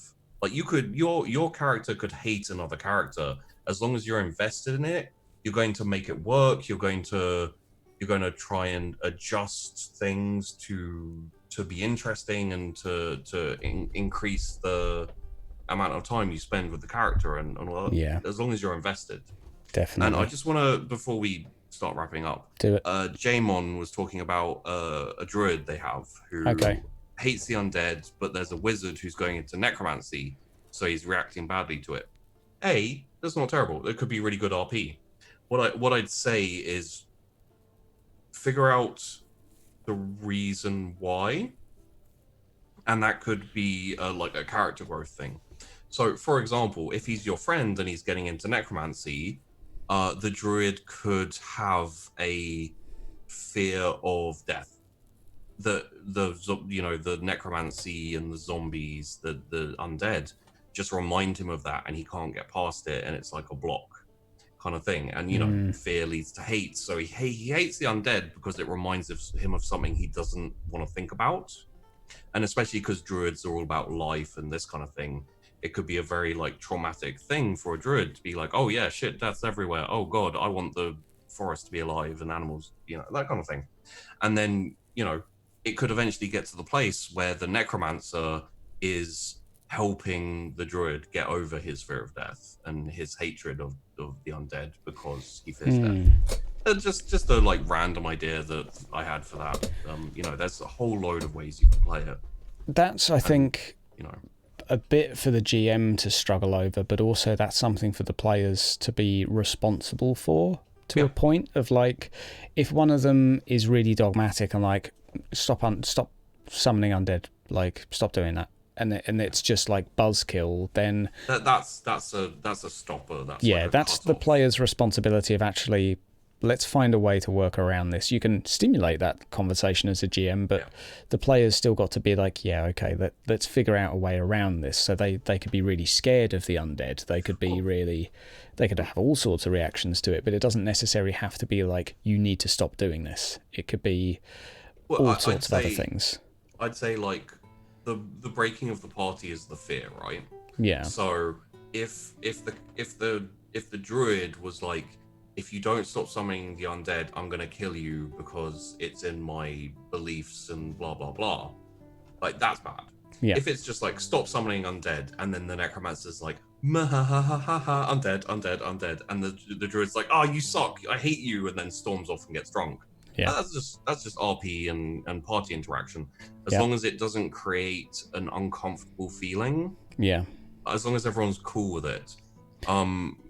And as I said, there's a whole load of avenues for roleplay that you can go down for that can be really, really interesting, where you use it to grow your character, you use it to grow your relationship with the necromancer.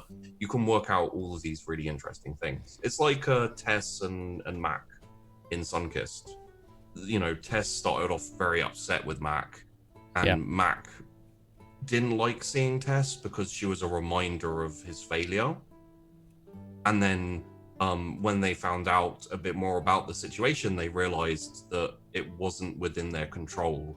And it helped Tess let it go, and it helped Mac let it go a little bit as well. And they got a little bit closer. They got a little bit more, accepting of each other. And it was never awkward for anyone. It was just roleplay. That's a thought, J-Mo, because you've put... you're torn between the fact that they're your friend and yet they do this thing that you don't like. I would say that's something to think about. Like, I don't know of an easy, like, you can have simple quirks of like every time they raise the dead, like you want to put them back to rest properly afterwards. So like you could go ahead and dig a grave every time they raise something up again and be like, okay, I need to put this person back to rest properly. And I don't know, you can do that all sorts of ways. That does sound like a little bit of a sticky one. If you've got that, like, you do this and I don't like it, it's sort of, you can definitely work around it as players, but it does sound like a bit of work. You could turn it into a collaborative a collaborative thing whereby you make an agreement with the necromancer that any raising of the undead is a rental, and you actually work in both of you laying them to rest afterwards and giving them a proper burial.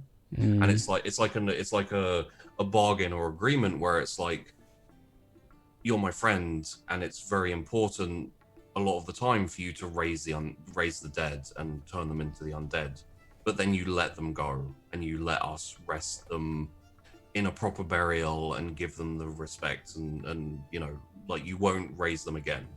So it's kind of like, you know, a compromise, and it like deepens the friendship, and it gives meaning to the raising, and also meaning to putting them back in the ground. Yep, definitely. It can Which also, I think would be really fun. But it can lead to some good exploration as well, as to like, you can ask them, like, when you raise them, like, can they feel anything? And like, you could even say, like, can you raise one so I can like just learn what it is? Like, is it dead? Like, maybe if they raise something you could have a conversation with, like if they were to raise, I don't know, a wraith or something. I don't know how the rules work, but and you'd be like, I don't know. Is it how dead is this? I'm talking to someone. Like, it can cause you to actually question your own dogma, maybe, and expand your views accordingly, to be like, is death actually something that is unholy? Does it disrespect life, or is it the next thing after life that we're just looking at? And you know, you can have it as a very reflective sort of experience, I guess. I think we're gonna have to do a second playing in a sandbox. probably last one I'll throw in. You'll have more input than me, because I'm generally the GM in sandboxes, so. But I can talk about my experience with players and like the mistakes I've seen them make. I've only played in this as a sandbox, so this is my only experience. But you've had a decent amount of experience now. I have, I feel. Mac feels like a shadow of that failure from Human Days, like one more task in his notepad. Are you saying that you feel like Mac is haunted by failure? A very interesting observation. I cannot say any more, but a very interesting observation. Yeah, no, that is that's definitely something to think about. So it's a very interesting observation. And on that note, I think we'll probably call it there, guys. But thank you everyone for stopping on in. It's been nice to have a little chat. I'm sorry for any comments that were missed, by the way, as I sort of just waffled endlessly. We waffled endlessly. We waffled endlessly, but there were some good nuggets mixed in there. I mean, nice little chat, 3-hour chat. We chatted as long as an episode of Sunkist, almost. Pretty much, and we got through one scene. I had a lot of fun. I could keep going for another 5 hours. Yeah, definitely. I think I'd be more than happy to have you back, and there's definitely other topics that I think would be interesting to touch on. Thank you very much, Quirky. And thank you very much, Cloud, Dizzy, JMO, Goodman, everyone else that stopped on in. Cry. I shouldn't have started saying names. Everyone in Twitch and YouTube. Everyone in Twitch and YouTube. I shouldn't have started saying names, because now I've missed some people. Someone's offended.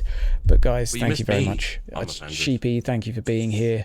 And the VOD will be up, and you'll be able to watch it afterwards as of tomorrow. So also, Q&A going up tomorrow on my channel. Just Q&A, Sheepy's channel. Make sure you're there. I'll put a comment in the video when I put this up tomorrow, so we'll do that. Yeah, we'll definitely do stuff in the future and things. And stay tuned for the Dark Heresy stuff, guys. It'll come, but I have to... The guy that's made the fantasy version of Foundry is going to help me make Dark Heresy with a few rule changes, and it's going to take time, so probably a couple of months. We're going to modify Foundry Fantasy to make it work. Gives me lots of time to prep. But if you want help, like, you know... Yeah, I'll probably maybe even get you in for a session where I go through, okay, here's what I'm working with, and here's what I'm thinking, and here's what my plan is. Sure. And then we spitball and just see what happens. The only downside is there will be loads of spoilers. So maybe that's not such a great thing to stream, but who knows. It's all good, Tyler, buddy. See you around, dude. And goodbye for the 5th time, I guess. Yes. I'm bad at